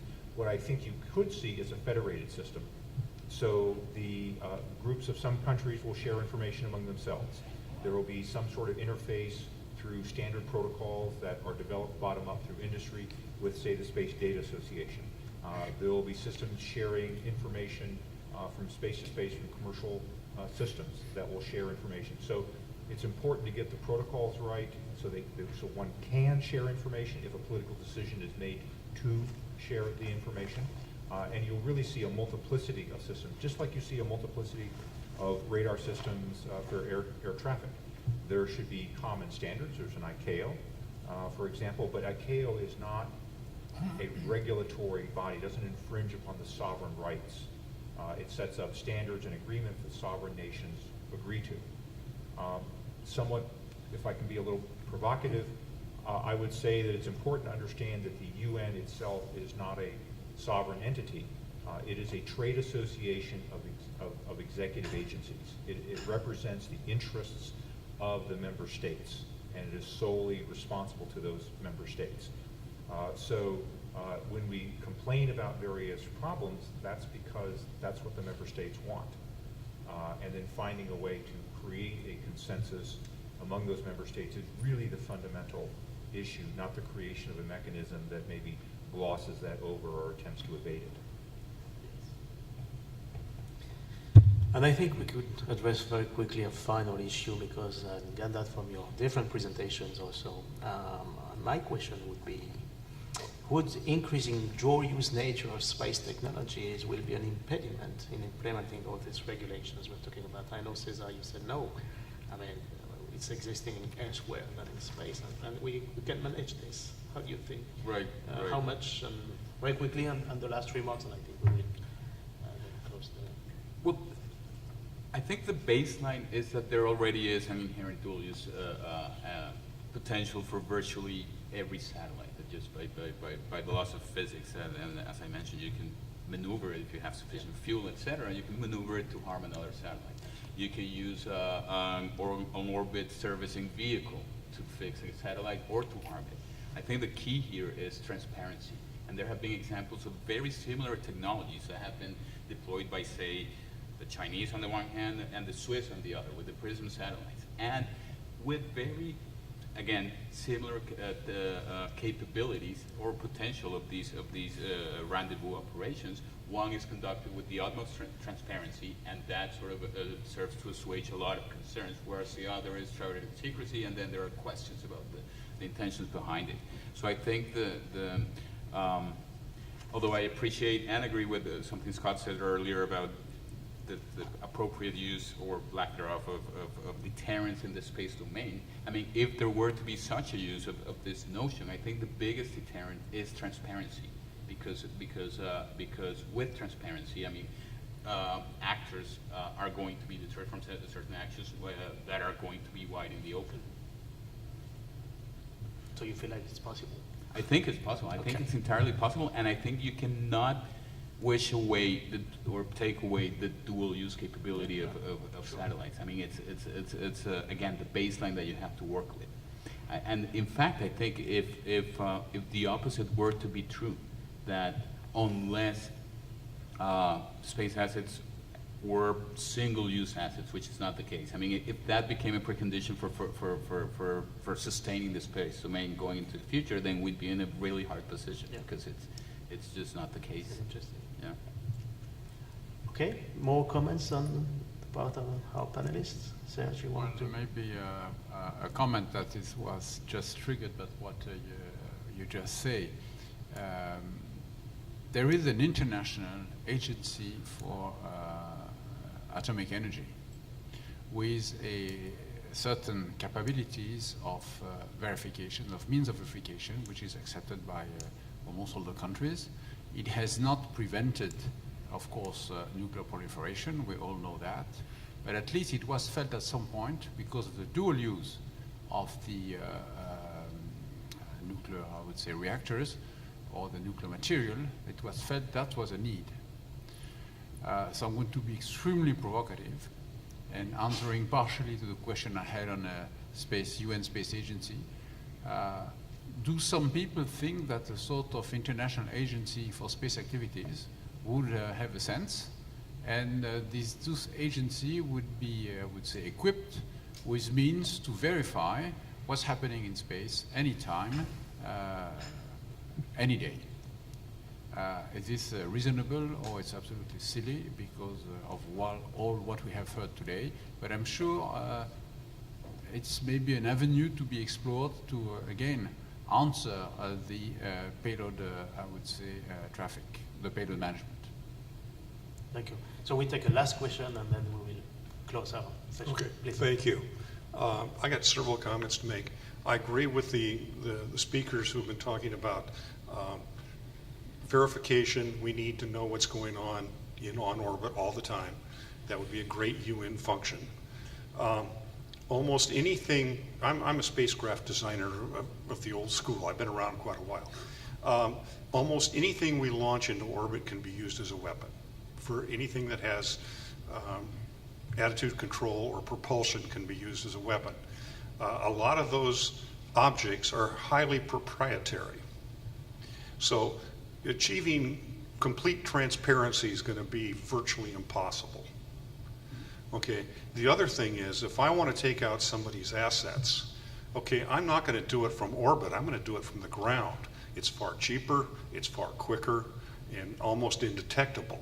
So I'm trying to understand the premise, the overall premise here has been my problem. Thank you. Thank you for this remark. Yes, Scott, That's exactly why the U.S. position has been what it's been on things like the PPWT, which talk about banning space weapons but say nothing about ground-based systems, which the Chinese and Russians themselves have very clearly acknowledged. I mean, they're honest about it.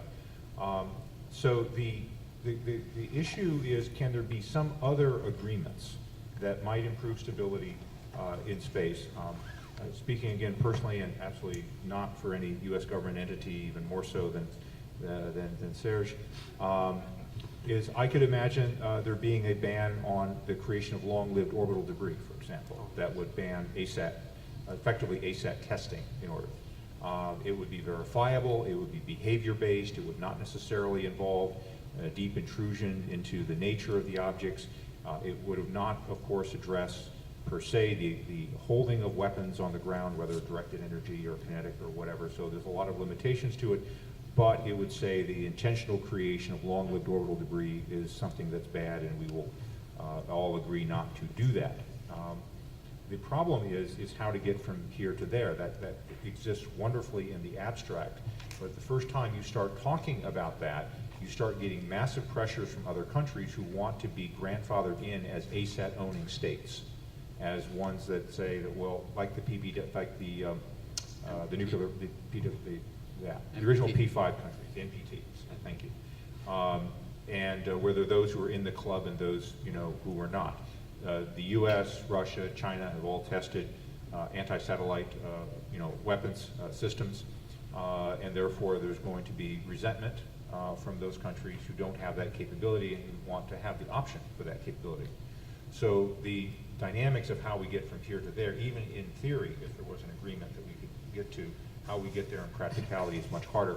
Hence the focus, I think, on codes of conduct and norms of behavior as something that's actually feasible to accomplish, even if not entirely satisfying.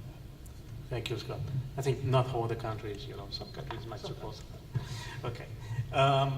I thank you very much. I would like to thank you. Give a round of applause to our panelists. Very, very nice.